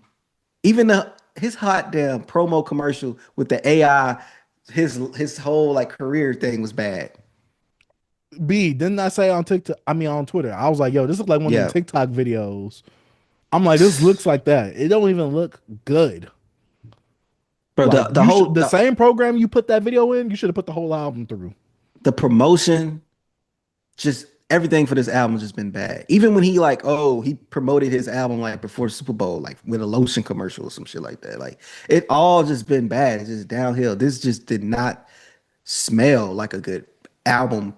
Freaking promo. Like we knew something bad was coming, bro. Even from the cover. Like, Facts. B, You're look. reverting back to the front facing baby. Uh-huh. Oh yeah, we're cooked. B, look, the funniest thing I've seen this whole weekend. Someone Mhm. said Boys Tracklist look like a posthumous album. I was like, it, that's facts. I'm like, that's it, facts. It it do. does be because the Wayne we know is gone. This is a B, posthumous album. This nigga is man, bro. Like Carter 4, he had songs on here. I'm not a big Carter 4 fan, but he had songs on here with substance. He had songs on him he was rapping like with some type of purpose. 6 foot. He had She Will, Nightmares at the Bottom. Like he has John. He has cohesive songs. Even on Carter 5, which is not my favorite, and you could tell was a mixture to, he still has songs like Mona Lisa, you know, de- uh, Dedicate. Like he still has songs with some type of theme, with some type of like structure. No song has structure. He didn't, it's like Wayne could go into a pocket where he can like kind of slow it down, talk to you, rap, and have like some like come on, man. He like Tie My Hands from like Carter 3, Shooter from Carter 2. Like he has songs when he actually gets some type of introspection and actually seem coherent. None of the stuff on here felt like he was evolved, like he had any passion, like he cared about it. He was just rapping. He was just rapping, bro. He just got on there and foamed in every freaking verse. Nothing felt, it was no weight, it was no attention, nothing. It was no direction. A directionless album from a Lil Wayne that's a legacy act down. This is embarrassing. And I'm not like this is embarrassing, bro. And I didn't even think I was like, bro, this album can't be that bad. They gassing. And I actually listened to this album and I'm like, bro, this it's album worse. deserved this criticism. It's really that bad. I seen someone said, I don't know what you guys are talking about. This runner right here was impressive from Wayne. Was it the first five or what? Nah, it wasn't the top five. It was somewhere in the middle. But I'm just like, B, I tried my best not to like. I was listening. That's why I wrote notes because I'm like, all right, this is my thoughts on this album. Listen to it again, and my thoughts still the same. And I'm like, I don't know, bro. B, my thing is this, right? We know how Wayne has been on the feature run, correct? Mm-hmm. Usually, like when Drake goes on like a feature run, he kind of gets the producers that he worked with on that feature. And he gets that for his album. Why didn't Wayne do that for anybody? Why didn't Wayne get into any of those other similar bags that he was on in them features? I don't know, bro. The Like production on here the was, production, and some people even tried to make the excuse of you guys just don't like this album because of the production. Are you not listening to the same lyrics? bro. I'm I'm like, trying to strip away the production and just focus on what he's saying. He's saying nothing. B, I try to strip away the lyrics and just try to listen to the production. I'm like, this is doing nothing. I'm like, not even the production is saving you. You are gone. B, if the production can't save you, it's over. It's raps. Bro, that's B, I don't know crazy, what bro. to say about this album. Because right now, I'm looking at the track list for Carter 3. 3P, Mr. Carter, a Millie, Got Money, Comfortable. Cultural staples within the actual black music. Let the beat build, Lollipop. You ain't got nothing. Where's the song? I'm Me, Gossip. B. The Wayne that we had, he's gone. Ever since he got on that skateboard, started busting his butt and head off that skateboard, it's been over. He's the first. He might be the second or third rapper that has CTE on the track. Like, what are we doing, B? Like, he has brain damage somehow. Ain't no way he really went to the studio and thought that this was better than Carter 2 or 3. Have you heard your rap performances on Carter 2 or 3? Have you heard your rap performances on the Drop 3? The dedication series? B, ever since that dedication 5, or is it, yeah, ever since 5 and up, it's been downhill.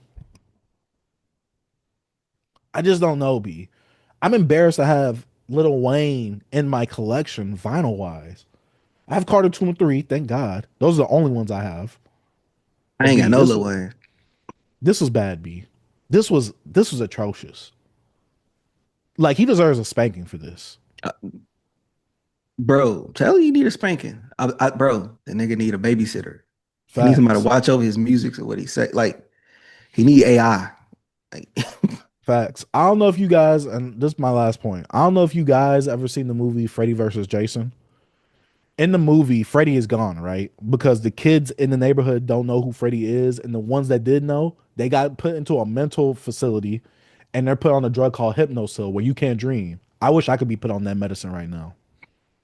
This was a nightmare. hey, boy, Lil Wayne gonna come in here. He's gonna come in my dreams and start rapping. You gonna hear Peanuts to an elephant. You go dum, dum, dum, dum, dum, dum, dum. Hey, we got whole I'm gonna wake up facts be. That beat just gonna be B, you know how they strap people to the electric chair when they about to fry? They gonna strap me to a chair. They just gonna put me in the studio with Wayne. your punishment, bro. That's gonna be my punishment to my son. I'm gonna lock him in a room and play freaking Peanuts to an elephant, bro. On repeat. Bro gonna come out traumatized, boy. I came out traumatized from this. This was bad. This was bad, bro. Yeah, this deserved the cooking because Wayne, he has set the bar. He has set a standard. He has been so far below that in recent years. It's not funny. I listened to the 2 last Wayne projects too, not the collabs with 2 Chainz, the Fix Before the 6, and this one. I don't want to hear it. Was the Fix Before the 6 better? Yes, but that's not saying much. I know. But B, you know how bad I killed that in our first few episodes of the show. I haven't listened to a Lil Wayne album since I think I'm Not a Human Being. He's been Call yourself lucky. No, I'm not listening to Lil Wayne, bro. Like, Carter 3 was like my last hope because even it was he rapping on there, but there's some slippage. There is. It's just but, I think it's over for Wayne. B, I know you said this about Kanye. Do you think Wayne has one more in him? I think he can still put out a good project, maybe. But I think he actually needs some direction. I think Wayne needs to be produced. And I'm not going to throw out, oh, Wayne need to get with Alchemist. No. He needs to be produced. He needs someone in the studio with him, handling him with kid gloves. Like, no, don't touch that. Don't touch that button. No, don't send that. No. He need to be produced, bro. Like, he need to sit and then with multiple producers and they just need executive and they just need to guide through, have some type of direction with a project. And Lil Wayne can put out a 13-track album. It's gonna do its thing because Wayne has such a huge fan base. You see the freaking how many streams he got on Spotify from the first day. So it's like we're gonna listen.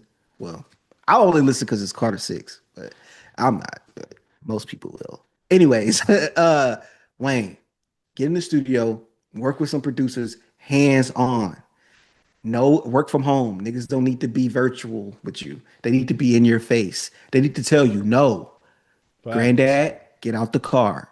Put them Facts. keys down. You know what I'm saying? But I don't think people will because it's Wayne. It's hard to talk to. He probably need Baby back in his life. Baby probably the only person that'll be real with him. Baby and Slim. Hey. And Manny. I'm taking 50 of that. Maybe 60. Facts. Hey, we would have got a waste. Look, that would have been 60% better than this. What do you say?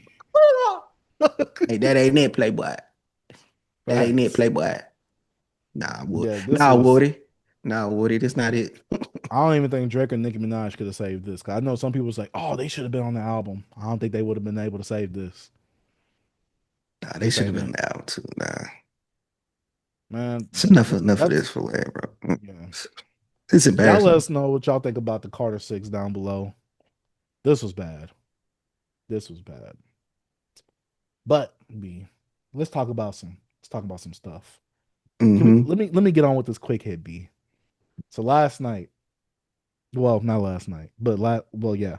This last week, I've been listening to Thriller, Off the Wall, Michael Jackson. You know that. And we've had previous conversations on the show before of like, what could be hip hop's Thriller? What is the closest Hmm. album we have to that? Because we don't think that there could truly be a hip hop thriller because of what Thriller did and everything it has on it, right?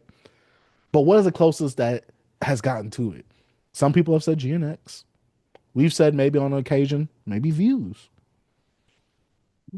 I had this drunk thought last night because me and my girl, we was barbecuing. I was on the grill, and she randomly played DJ X off of Spotify, and it played Kanye's "Good Morning." And I thought to myself, I'm like, could this be the closest album in hip hop that we have to Thriller? B, I want to hear your thoughts first before I give some points, Um, or we could have the conversation back and forth.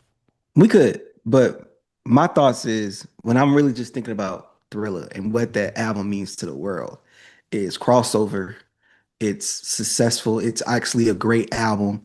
It Hmm. sold like 70 million. Like it's like I was thinking, bro, if you want to say hip hop equivalent, so I have to bring in the crossover appeal, the sales. To me, graduation wouldn't do that. Okay, so I see what you mean. Here's my stipulation.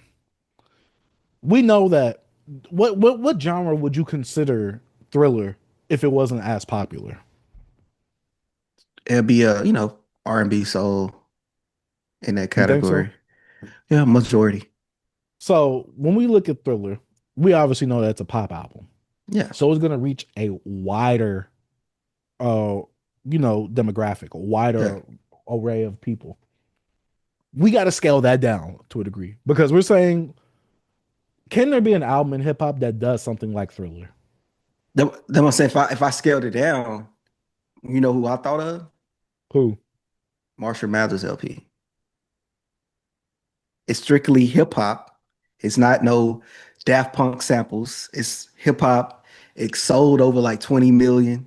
It has hits that we know from generations. It sold like crazy and it had the crossover appeal. That was the that was one of the closest, strictly hip hop. Like so Uh, okay. So I'm looking both of them up right now, right?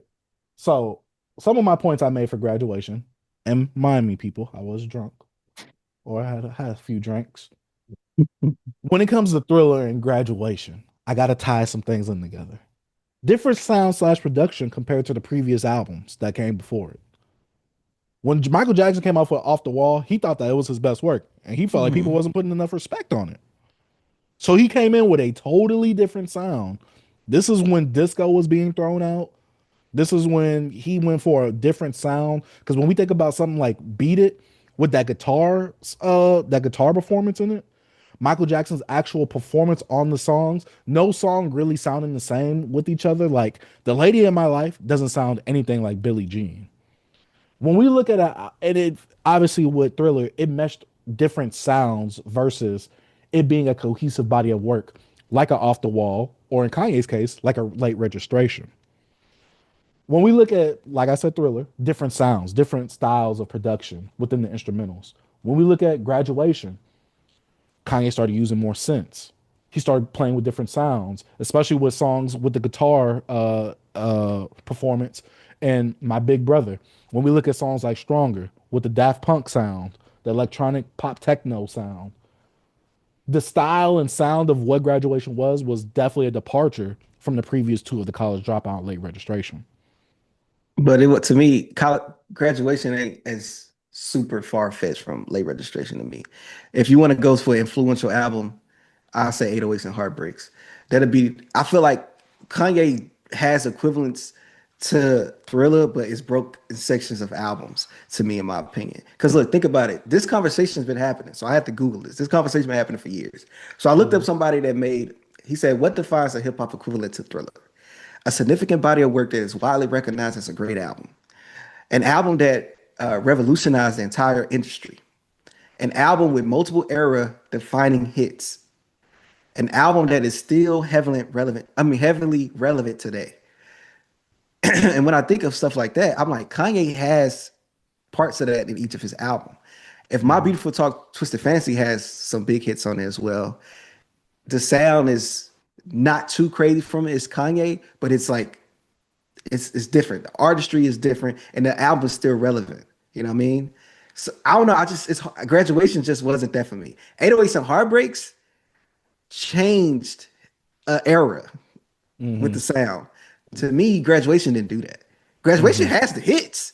It has a stronger, it's probably the most successful single off that album, probably of Kanye, period. You know what I'm saying? But look, B, Graduation to me, not that album. If we gonna go for an album for hip hop, because look, me also, I'm thinking hip hop, right? If I want to think about hip hop, I got to put it in hip hop terms. An album that I'm gonna say Illmatic by Nas. Don't have the huge sales, but it has the crossover because this is hip hop. This changed the game.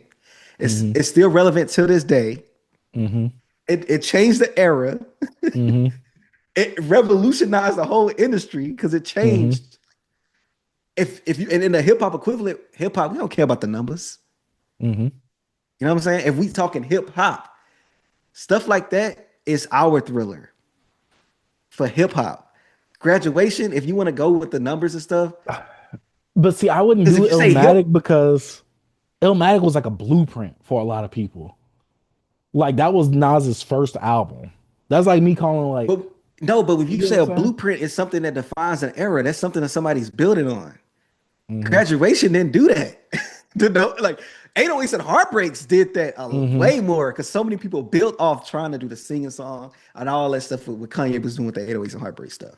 And he immersed sounds even further than he did on Graduation. Graduation was just like he was trying to get a little out of it, but he really kind of 808s, he kind of took it there. He started doing more. So Graduation, I could see why people say it, but if you want to go, bro, not to me. I understand how people they say Graduation. I get it. I have no problem with it. But when you put hip hop in something, I think about what this did to hip hop, like what it do for hip hop. And if I do that, I might have to go to older albums, bro. So I have more points because one thing was a cultural shift with Michael Jackson, Thriller, cultural shift. Before then, as he said, they wasn't putting black people on the top of magazines. With Thriller, it's like you could not talk about Michael Jackson. Kanye, with him doing the sales battle against 50, he ended that era of gangster rap being like the most dominant like subgenre of hip hop at that time, where it was like, okay, Kanye changed the game where it's like you don't got to be a gangster rapper or you ain't got to rap about gangster things necessarily to have to be like that be the most dominant thing in hip hop. That's not true. You act like you ain't got Outkast, and they did way more successful than Kanye.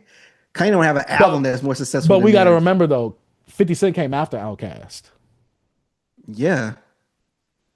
But you said 50 Cent, DMX. 50 Cent came afterward, but you said that gangster rap was a dominant. How it was a dominant when you have Outkast that was before them.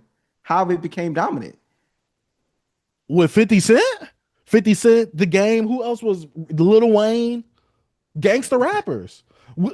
Don't look at like gangsters and like, oh, I'm the toughest guy, but they rapping about gangster things. We gotta remember, we gotta simplify it. We gotta simplify the term gangster at this point. I just don't agree with that. That was all gangster rap. I don't agree with that. We had Nelly, we had Ludacris, we had all these other rappers out around that time. Young Jeezy, T.I., gangster rap. Yeah, but that's like 06. But I'm saying that wasn't dominating everything. Like they songs, you gotta think about it. Look, the songs that we would listen to as kids, we wasn't really like looking at it as gangster rap because it was commercial. 50 Cent biggest song is In the Club. You can find me in the club, pocket full of buzz, mommy. I got what you need. Like none of that stuff was like, oh yeah, I'm finna go shoot him up. Yeah, you gotta go listen to the album. You know what I'm saying? But like they had to be commercial and have a song that's accessible to everybody to cross over to be that. Okay, so what about the actual gangster rapper, like the guy that like was you talking like, about the aesthetic, I guess. The aesthetic Not of the a aesthetic, hip hop but artist, hip hop is always filled with the misogynistic. Oh, you got to be this tough guy. Look, that's what you talk about the archetype, the look of someone, the hip hop look. dang, it sounds racist, but yes. Because the sound to me, no. Kanye with the look, yeah, Kanye been did that. Even when it came to late registration, he been But had this the was polos. but this was the one time when that won against gangster rap, though. That marked the change. No, Outkast was already selling more than them niggas, man. Wait. Return of the G and all that beat? Come on. They We was talking rapping about about some tough things, though. Return of the gangster, bro. Come on, B. Like B, Kanye look. never returned. Like B, you Kanye talking never rapped about about B? You being talking tough or about anything album like that. cuts. Uh-huh. We're talking about mainstream appeal. You can't Uh-huh. name me a mainstream hip hop gangster rapper, super gangster that sold so much music without having songs like Lollipop. Like, come on, bro. Like, you gotta have commercial. These niggas not gangster rappers, bro. Like, let's be real. We being real. They're not. And I understand you talk about the archetype of how someone looks. Yes, Kanye did that, but he didn't change it. People act like Kanye changed so much when it was people he built on. Of He course. built part of that. He didn't change that to me. Nah. All right. Next point. Let me see. Obviously Grammy Award winning, obviously many hits, incorporates different sounds, and very relatable subject matter with each song. Each song felt a bit aspirational. Each song felt like you could put yourself in those shoes rather than just, oh, this is a personal tale about Kanye specifically. But I think Graduation was intentionally to be like his album where he wanted to be more commercial. Plus he wanted to perform it in stadiums. He wanted to be louder, grander. He wanted to have a different sound compared to his previous albums. So you really don't think that Graduation? I don't know. I'm thinking about songs like Can't Tell Me Nothing, Flashing Lights, Good Life, Stronger. Them hit songs. I'm saying I understand people saying Graduation, but when you get me when you say hip hop equivalent to that. Because at that point, you're making me think hip hop success. But my thing is this. Albums. I'm saying it's other. I've always said that this is the closest that we could get to a hip hop thriller. I don't. Why I say it's not, because you actually can't even put nothing against it. So when I say that, I'm gonna go who has the highest numbers. I'm gonna say who still has those hits, but not like, and also a great body of work. I say Marshall Mathers LP. 1, 2, 3, 4, 5, 6. And look how much it sold. It sold way more. The crossover. Do you feel like sonically it was dynamic from each other? Each song?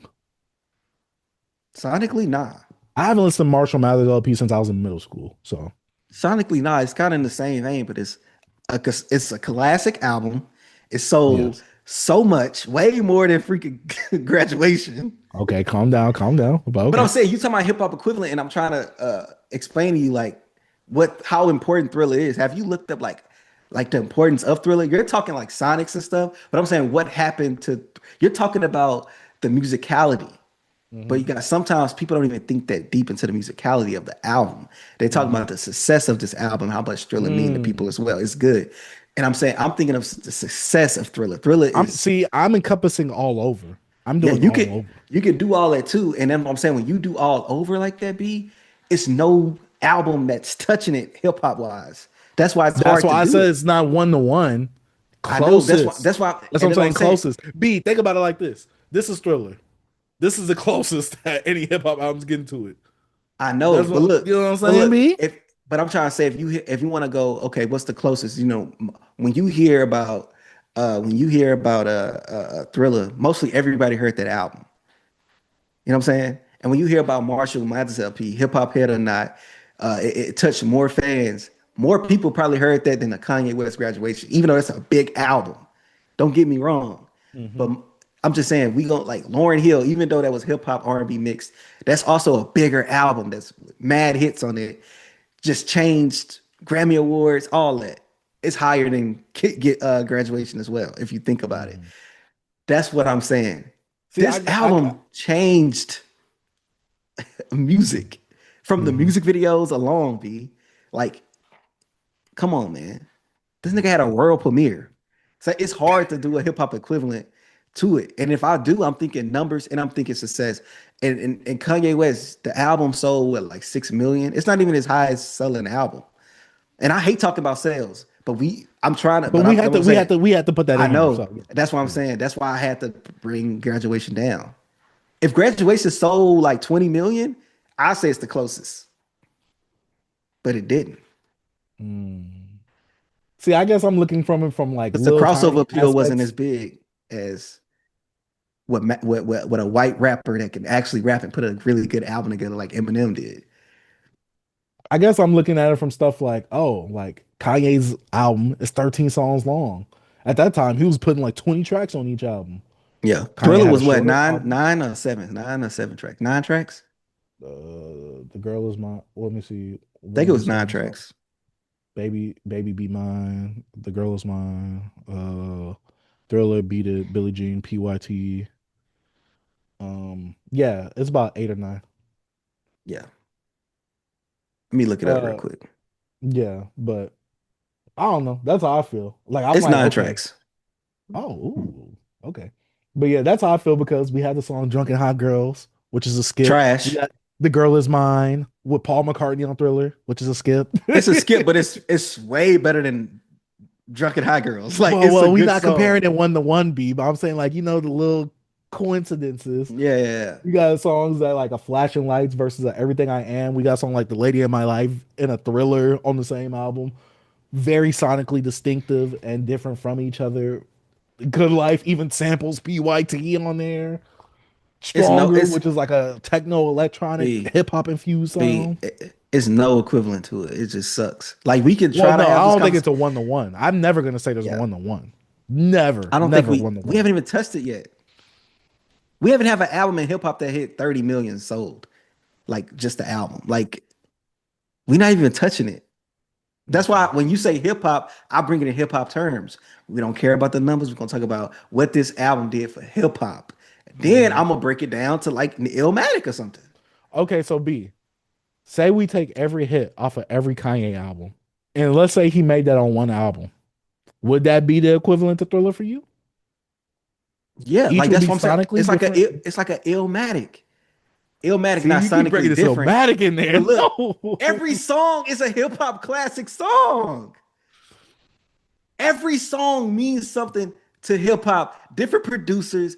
This album changed it. So I'm saying, if we make it hip hop equivalent, like a hip hop, but if you talk about sales and stuff, I'm gonna have to take Kanye out of there. I'm gonna have to go to a bigger artist with more sales that also put out a great album. Please don't say it. Please don't say it. I said it already. Eminem, Marshall Mathers. I'm just saying. Did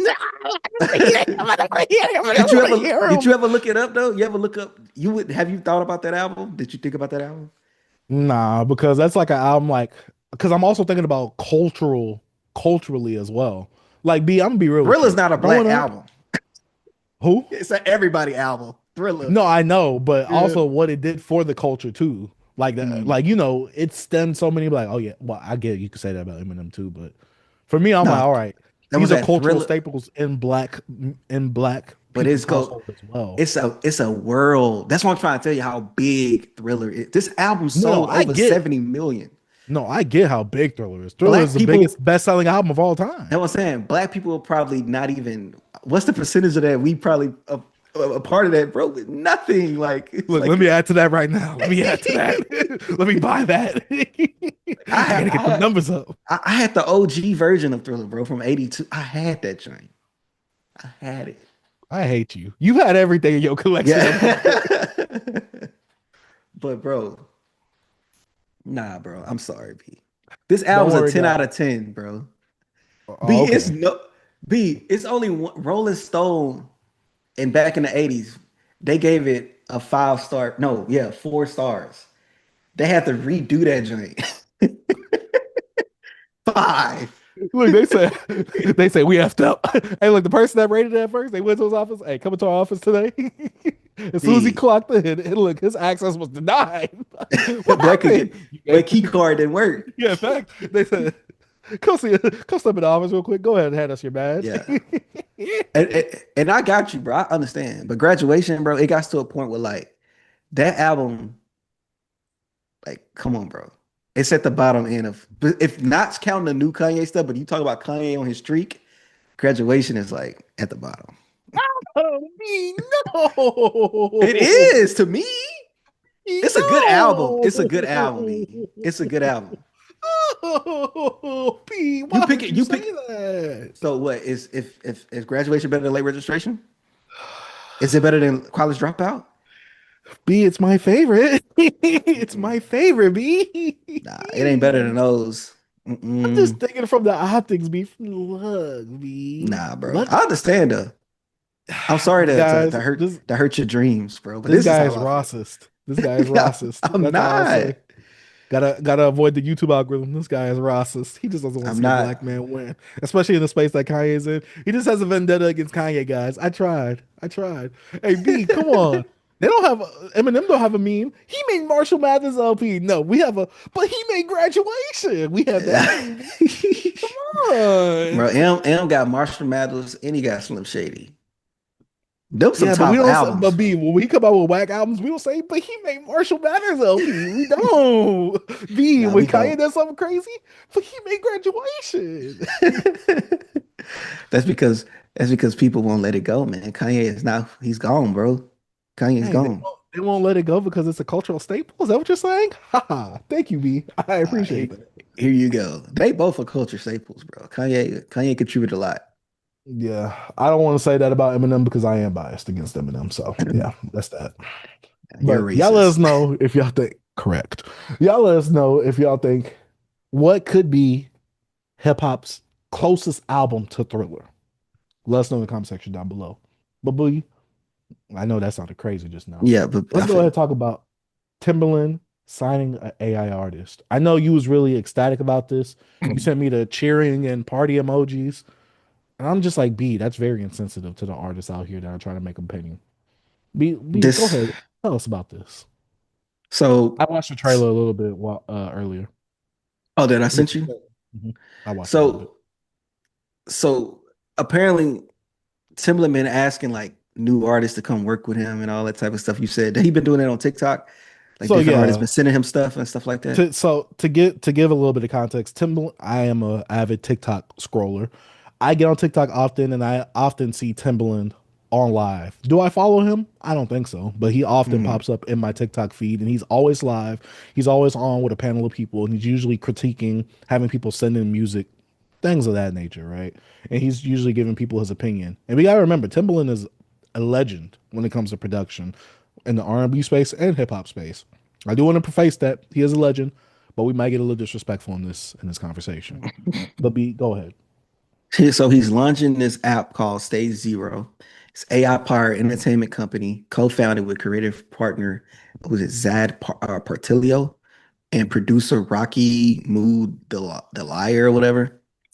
So he got more familiar with AI when it came to another company called Suno Music. And I said Ti. AI is like its main, its main deal. And your boy Timberland Boots said he's gonna create his own artist, which is not human. Her name was it Tata? Yeah. And it's called A-pop. Come on, B. It's called A-pop, man. This is some nasty stuff.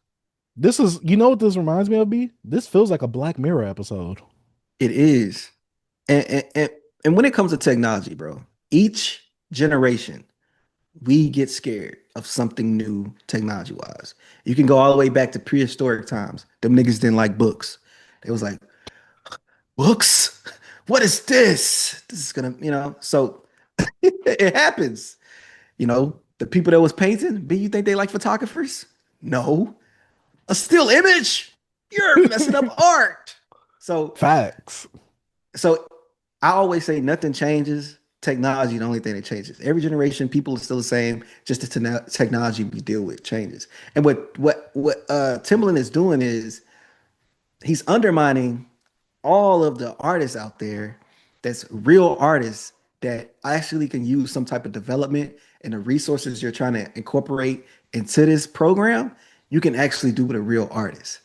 And one thing I don't know if what he's trying to do is he's trying to reach perfection because he tried to do it with Tink.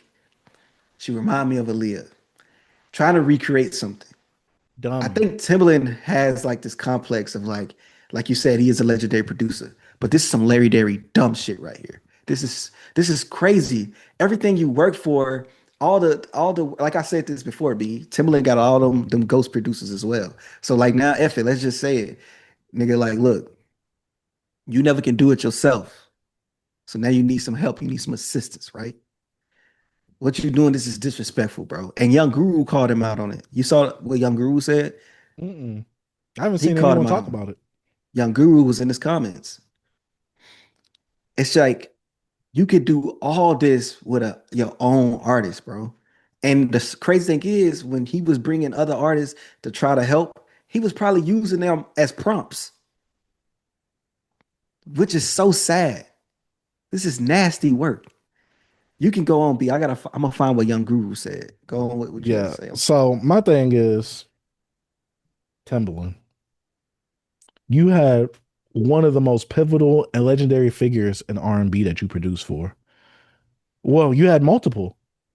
You helped with Missy Elliott, Aaliyah. You even got two to three, 2.5 albums with JT. Well, three and a half with JT. Do you know how insane this is? Dog, I saw a video earlier because I guess he invited some woman to speak on the panel with him.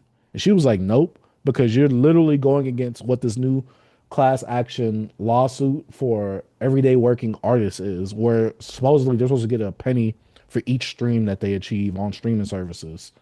So the fact of Timbaland, like you said, undermining it, and I don't even think Timbaland really needs to put in prompts for these other artists because there's so much music out here That that they could a just lot of people exactly. And you got to think about it like this, right?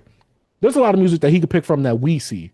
Think about all the artists that are uploading on SoundCloud every day, Bandcamp, all these little independent services. This is really effing over the independent artists as a whole because you could literally steal their music. They don't have anything to fight Timbaland against because it's Timbaland. He has all the money in the world compared to these independent artists. What they gonna do? B, this is like undermining so much, and this is taking the soul. It's funny, someone who used to produce R&B and soul music is taking the soul out of the music. Do you know how hypocritical this is? I found out what Young Guru response was. He was Go ahead, like, at Leslie. Timbaland, I'm going to say it again. I swear I love you, bro. But this ain't it. Do you not realize what is going on in the world? Your voice is powerful and way too important to do anything like this. I have students who worship you. They are going to say, if Tim can do it, then it's okay for me to do it. These are the times right here that history is defined. Human expression can never be reduced to this.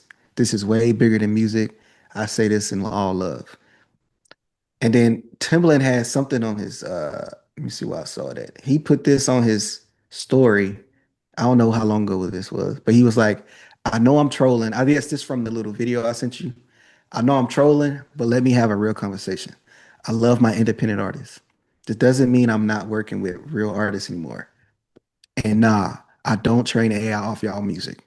This just means more creativity for creators. Going live tomorrow. Let's talk about Yeah, the girl that took it. right after this post, the hmm girl that's in that little comment section or whatever that you see the video response of, that's the video I watched earlier hmm about this. And she was going at Tim saying, like, yo, I'm not participating in whatever you're doing. Like, I'm fighting for the independent artists. I'm fighting for us to get, basically paid. You're against that. You're kind of effing us over in the long run in this situation because if Timberland creates this, what stops a label from creating this? This is like when me and Troy on the TL got into an argument a bit, and our arguments were both different because we were taking different stances about jobs that were essential and hmm the fact of some of those jobs are now going to be automated, leaving people hmm out of jobs. hmm It's like this is gonna be one of those situations where I'm trying to see how I want to phrase this. This is like a job that it needs people. Like YouTube Hmm. videos, entertainment, we need people for that. I don't think just a machine could just spit that out. I mean, it could, but I don't think it'll be the cultural shifter that some people think it is. But it's cheap labor. You get Yeah. an AI, you put the prompts in, you get what you Hmm. want. It's And just then like the what. labels, Hmm. they pay the radio stations, they pay these apps. You promote your music like that through there. Yeah, they don't. All they're gonna need is like, engineers, software engineers, or whatever to keep the AI functioning updated. That's probably will be most of the only expense. But even with engineers, bro, some companies, I think it was Microsoft, they doing layoffs and letting they have AI doing the engineering now. I might be mistaken if it was Microsoft, but it's getting. This is how it is.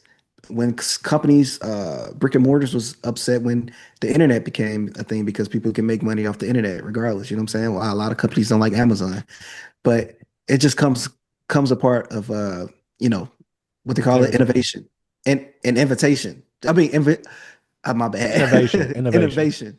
Innovation. That's just it. Which sucks, bro. It sucks. Cause like you said, human expression. It can't be what's the word I'm looking Replicated. for? Replicated, bro. It just can't. We need that authentic, that emotion. But now this nigga Timbo over here, I don't know, bro. I just think it's really nasty work. And it's crazy. I wouldn't expect someone like him to do it, but if somebody do it, I think he will. Because he been kind of championing this AI stuff since like a few years ago. Because I think I remember him having some type of backlash about it like 2 years ago about this AI stuff. So I yeah. think for him, this is the perfect time for him to do it. Essentially because Timbaland ain't got no motion right now, B. Let's be real. Now we be What's honest. what's the last thing that you've heard from Timbaland? You know what I'm Nothing. saying? He ain't got Yeah. no motion. So for him to do this, either he's trying to create buzz off of controversy, but it's like, dude, B, he's on TikTok lives almost every night rating Yeah. music. Yeah. B, what other big producers or at least legendary producers doing that? I don't know. He is. B, does he have look? What's that meme with Terrence Howard and dang the black guy from Stella got her groove back. I forgot his name. That meme where it's like, do you need some money? Oh, I remember what he did. Remember he made that AI Biggie song. No, I don't remember. He I did don't that think like in 2023, bro. He made an AI Biggie song, and Young Guru called him out about that too. He made an AI Biggie song. That's what it was. I was like, I so. know bro, Wait, so B, you telling me that he deserves a whooping? this nigga needed. He need what Dr. Umar say? He need them lashes. Oh yeah, 300 lashes. Yeah, This is it insane. and this is just nasty, B. This is nasty. Imagine when they start. I mean, shoot, it feels like the label's already been doing that with them posthumous albums. Why Pac got Yeah, more posthumous albums than he had albums when he was alive? Same for Biggie. Just nasty work, B. Just nasty. it's crazy, bro. And with an AI artist, they always gonna be young. They always gonna be this and that. Blah, blah. It's like it's never And you you don't can have to make worry them about look how you age. want them to make. I mean, Facts. how you want them to How you look. want them to Like look? Yeah. the other day, I was looking up a video for Michael Jackson, like a documentary, and I saw a music video. I clicked it, and I didn't realize it said AI music video. It was Michael Jackson fighting Prince in the song "Lady in My Life." I'm like, I know this song ain't got no music video, and I'm like, what the? I'm like, what are we doing here? Hmm. Technology's gone too far and gotten too advanced, B. Because that model looked like Michael Jackson. That model looked like Prince. That's crazy, bro. I know Prince ain't f with Michael Jackson like that, so I Hmm. don't know. It's just Think it's weird. nasty. But I wonder how people feel about the cultural appropriation, B. Oh, with This the is the K-pop. Asian lady. Uh-huh. Did Yeah, anyone that's say anything about that? I didn't see no, any I comments ain't about see that. I ain't see that because all this shit is cultural appropriation if you think about it. Yeah, but Even AI, period, it's appropriating other people's art, so it's not original. mm, It's not original. so B, be real. When Tata drops her debut single, you gonna listen to it? No, I'm gonna see if I could allegedly download it. That way I could not be supporting it. but I can actually still give my opinion on it. But I don't want to watch it on YouTube, nor do I want to listen to it on streaming services. Allegedly download. Allegedly illegally download it. Allegedly though. Allegedly. It's nasty work. Um yeah. I wonder what this AI music generation platform is though. It's Suno? I never heard of it. Yeah. Obviously it's something that he's probably developing, but Yeah, I like think it was before why him, and have it's people something that not he been was like messing with. boycotting this? Well, AI Mm. needs some regulation, bro. The government, even though I hate to say this, they need to get involved. We need some type of like coding, because a lot of stuff gonna get manipulated. It's gonna affect politics, could affect people's livelihoods, and we're gonna need some type of Fake coding. deeps, is that what they call them? Yeah, yeah, like fake deeps and stuff. Because we need some type of coding. Like if you download it, it has a certain code. Oh, this is AI. This is not an actual real, video. Somebody recorded this from their cell phone or any, device or stuff like that. But I guess be with that. Think about stuff like iPhone. Can't won't Mhm. be people be able to just jailbreak the coding? That could be a thing. It's all type of manipulation that can be involved in all type of stuff. So it just sucks. It's like no way you can win. And also we can move on from here, but like AI is actually fighting. Like it's stories out there where AI is manipulating their developers. They're writing future letters to themselves before they get shut down to tell the reboot itself to like not trust humans.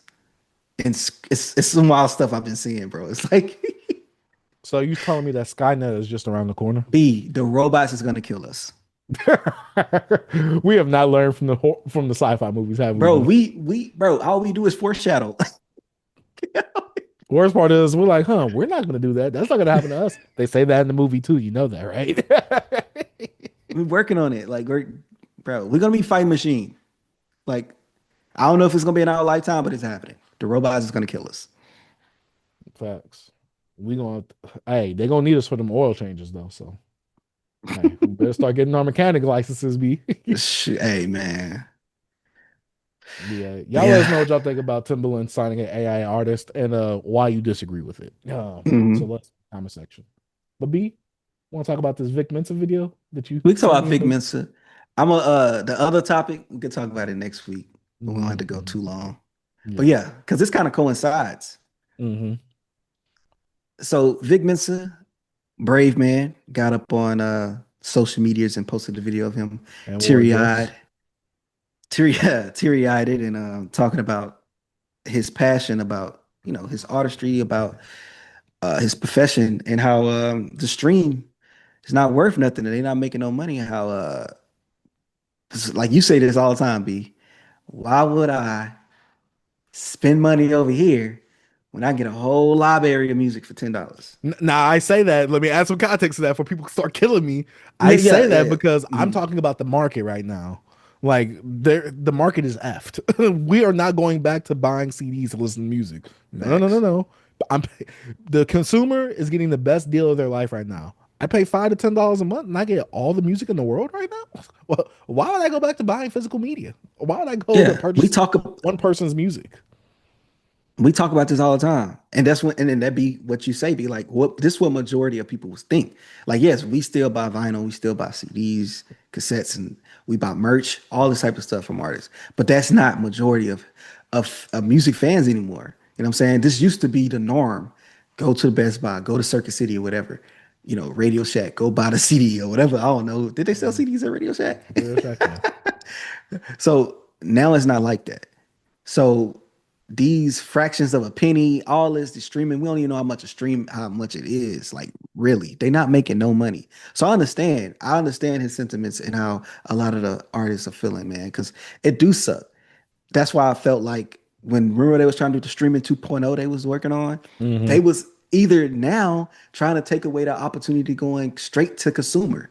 They're trying like the labels are they know that a lot of artists are not don't want to do the work. A lot of artists don't want to get with a vinyl pressing company and get to press some records, press up some CDs, get some cassettes. They know they will want to allow the label to do that job. So the streaming 2.0 is kind of also bringing off that merch and all this stuff to come over here now. Like you already see Spotify doing the whole like, hey, you can go to their website and get this and that. You know, they put their stuff in their Spotify. Now the labels are trying to get part of that. And like I think it's nasty. They're still trying to take away the direct consumer aspect. And I don't know if any of these artists that's like, because a lot of independent artists uses Bandcamp. They use like Shopify to have their own websites. So now I don't know if the labels now are gonna take away that right. We own this. You can't sell this on another third party platform and stuff like this. This is scary, bro. I think it's this streaming, like I said, technology, nothing ever changes but the technology, and it makes things watered down, which brings us back to music. All these technology with AI, it waters down the music, B. That's why we don't have that authentic soul music that you spoke of earlier in the episode. It all gets watered down from the technology. Innovation. We want to make things easier. We want to put out more music. The more music we put out, the more money we might can get now from streaming. That's why they chunk all that music out now.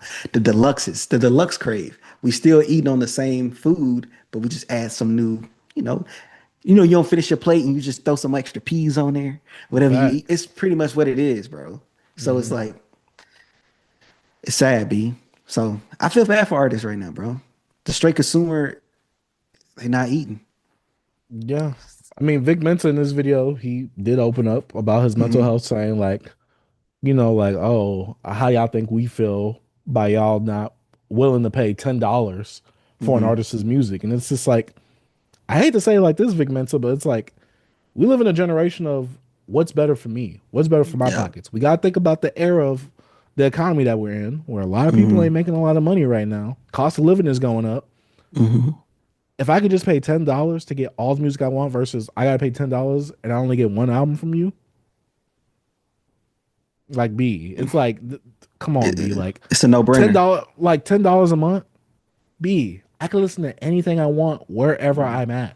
If I gotta pay $10 for your stuff, I gotta download it on my phone.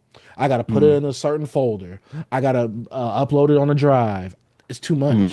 You gotta have an ease of access type thing. That's why I think an app like that Even Biz thing that Mick Jenkins, Ransom, and all of them are putting some of their music on first, like, so that way their fans can get it first, then they put it on streaming, or they might sell merchandising through that, just like how J. Cole did with his I know Rock Marciano does that. Like he sells his stuff on his site, and then like weeks later, Kai used to do it as well.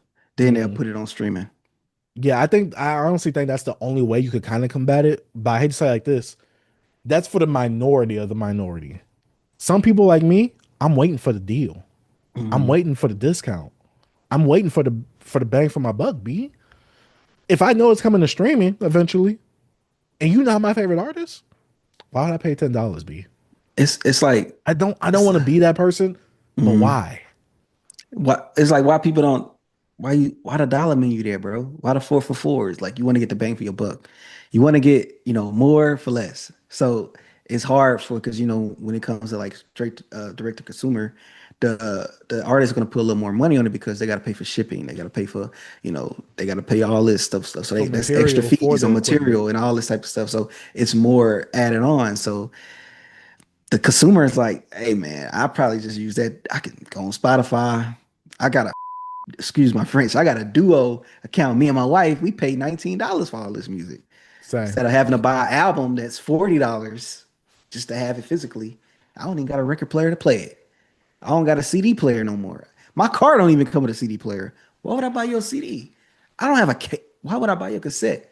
They don't even make cassettes players no more like that. And the new ones they make don't compare to the old ones. It's too many barriers of entry for this stuff. That's the problem, is that, like I said, you're gonna have to get that niche minority fan. You're gonna have to get, like, I'm saying they're the minority of that niche. Yeah, they're a fan of you, but are they like a fan of you? Like, are they gonna buy the record if you come out with a record? Or they're just gonna be like, oh, that's dope, and just that's it? Or they gotta actually buy it? Only people that can eat off the streaming stuff because they got the big deals is the Kendricks, the Drakes, the Rihannas, the Taylor Swifts, the SZAs. You know what I'm saying? Those bigger artists, the Beyonce. Taylor just get all her masters back too? Yeah, and she's eating. Like she's eating. She's Hey, B, she might hit a Michael Jackson and bro, buy a whole record big label. bro, Big Taylor, bro. She eating like you. So it's like those are the only artists that can really benefit from this because they also get the sales. They also get the streaming numbers. You know what I'm saying? Because They get people to buy their stuff. they got so much of a big fan base. They buy the merch. They want the sign. They want every variant of the vinyl. You know what I mean? And it's gonna be at Target. It's gonna be a Target exclusive, a Walmart exclusive. It's easy money for them. It's easy. But Yeah, I think the smaller artists in this situation, unless you have a cult like fan base, you're cooked. now y'all finna be battling with AI, which is worse. It's crazy. Y- Y'all are gonna have to start dibbling and dabbling. I know Vic Mensa, he's on the show The Shy. So hmm I'm Yeah. hoping some more stuff pops off acting wise for some artists because they're gonna start looking at other ventures. They're gonna have to start creating these businesses on the side.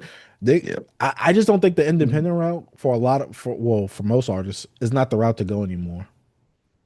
It's harder, Because bro. most Because artists don't have a niche fan base that's gonna buy their music. like I said before, they don't want to do the work. They know Yeah. that. That's why they'll sign a 360. You know, they don't want to do the work, bro. Yeah. It just sucks, but it's like, but also be what makes someone's album or music worth $10? Money What is makes it? money is so subjective. Like, what is it? You pay what it's worth, basically. Yeah, it's up to the people. You divide like, what's the worth of this cell phone? We pay for it. Like I could have spent $500 to make this phone, but it's up to you to buy it. It's up to Hmm. consumer. It's like a dollar. How much a dollar is it worth? Dollar not even worth a dollar. The value in a dollar is in the consumer. Like it's all us. So it's up to us to buy. Yeah. At this point, They don't y'all want to gotta buy start it. having they gotta start having that pay what you want feature Mhm. where it's like, oh, you can pay whatever you want, but you get this music because it's like Yeah. either y'all do They do that that on. or They got that on Bandcamp. oh, that's fire. They got that That's on fire. Bandcamp. Like they be like, hey, you can get this for a dollar or whatever you want to pay. Like a single they'll put up, you get it for a dollar Mhm. or 50 cent or something like that. Or you can get it for free. You don't have to pay. You can get it for free if you want. Some people do that as well. Like it's I guess my free. You can download it, but you can also pay for it. I guess my that's kind of like with the Nipsey Hussle album. But I think my thing is like I think it's just also harder too because you got to meet the demands of the consumer because it's like Mm, Amazon, I order something, 2 day shipping. I yeah. ordered that Shay Noir album last year. B, hmm it just got shipped to me. It just got shipped last week. It hasn't even made it to me yet. Yeah. You know how long of a production window that is? hmm Most albums I'm not waiting that long for. I wanted to support because I was like, yo, I listened to the album. I really liked it. But it's like this album took a long time to get to me. That's not really leaving a good taste in my mouth as a hmm consumer. So No, so I'm you just got saying the competition. it's so much you put account like you bringing in the economy, bringing in the cost of living. Like all this coincides with each other. Now you think about, the president, we got tariffs, we got other stuff that's also affecting people. Mhm. That's affects people jobs and how they whatever industry they in, the tariffs might affect them. They can't spend this amount of money on their habits. I mean, not their hobbies anymore. Mhm. It's just so much, bro. And All it's gotta not a put account of it. necessity. It's not. It's not. So I feel like the artists, like I don't know if we could turn back the time. Like, will they agree with putting their stuff on Spotify and all this? A lot of older artists don't have it on there. You know. I think the So thing is, B, once the internet age happened, it was over. It was yeah, over, B. Illegally downloading music? Oh, it was over. I don't have to pay for it. Oh yeah. I and ain't now gotta wait for it to come out in store. Oh yeah. they made it easier where you don't even have to download it easily illegally download it no more. You pay $10 and you have everything. That ain't nothing. $10 a month. Facts. It's like, hey, I could be doing that if I wanted to, though. I can always illegally download it because Bro, it's everywhere on streaming. I mhm, could down. It's not hard to illegally download stuff anymore without the worry of getting a virus. yeah. And all these companies, bro, they all condensed into like, two big music labels, and now they doing they doing partnerships with the social media. They getting ahead of things, bro. Y'all got to see the moves they making. I talked about it last year. You know, you got UMG with TikTok, you got UMG with Instagram. They doing all these Meta. deals. Meta, like you know, they getting involved in everything. They getting ahead of you. Everything you're trying to do, they already thinking about it, bro. They business. They are predators, bro. And the funny thing is, and I talked about this on my Dark Sage Interlude episode with Chameleon there doing his direct to consumer where he revamped the website. He's coming back to hip hop. You know, he's having a big return. He's doing a membership thing, kind of like a Patreon. He's Hmm. putting out songs. He's putting out exclusive merch for different tiers. I've talked about this previously. I don't think the artist can do that now because I think they'll take too much of a loss on that situation because he's not Hmm. putting none of that stuff on streaming. But he is pulling some of his stuff off of streaming. Hmm. So it's like, but he could take a loss with that, not pocket watching, but it's like he made big investments within these tech companies. He had big returns. He could take a loss on this. And the same I don't companies know he what probably work with is probably helping him do his website. exactly. He could take a loss on this. A lot of artists can't, Yeah. especially with how sales are looking nowadays. We have all the access we want now, and Hmm. sales are at an all-time low. Yep. And it's done by design. Cheaping the work. They just hey, they just cheapening the work, B. It's sad. It's really sad when you talk about it and you think Look, about it now as the music well. industry is the real pyramid scheme, B. Everybody eats Hey, before you. that's true. But yeah, that's Yeah. depressing. We might have to gotta stop. Because look, this would have been too many depressing topics on the next topic. I'll speak on that next week. Oh But yeah. yeah, I was like, dang, we don't want to just down everybody. We went from Carter 6 to AI. But like I said, one rapper that do need AI, Timbaland, go get to working with Lil Wayne. Facts. You might be able to create some magic with that. Hmm. Anything is better than what he did on Carter 6. Lil Wayne Anything. 2.0. We need that. We might We need that for need real, the B. Lil Wayne update. Make Lil Facts. Wayne AI. Hey, get him to update his firmware. It's obviously too old. Most But definitely. yeah. But that has been another episode of Beyond Beats and Culture. Let us know what you think about this episode down in the comment section down below. As usual, social links and artist submission forms are in the description down below and our links. B, before we head out, you got anything else you want to say? Uh, all the independent artists out there, man, I feel for you. Uh, hopefully we figure something out in the industry with like more direct to consumer. A lot of people pulling out of these deals with the Spotify's, the Apple Music, the titles, and actually show their power because without you, there's no music, you know. But it's the sad thing about it, so much music out there. We have this new technology with AI that can grab from all that and make it its own. And we don't know what the industry's gonna do with that. So it's just like you're in a lose-lose situation. Yeah, sad. My closing notes before we head out. Lil Wayne don't pick up a mic again. But that has been another episode of Beyond Beats and Culture. My name is Chase the Dark Sage. I'm T. Peace. Peace. Man, shout out to Beyond Beats and Culture.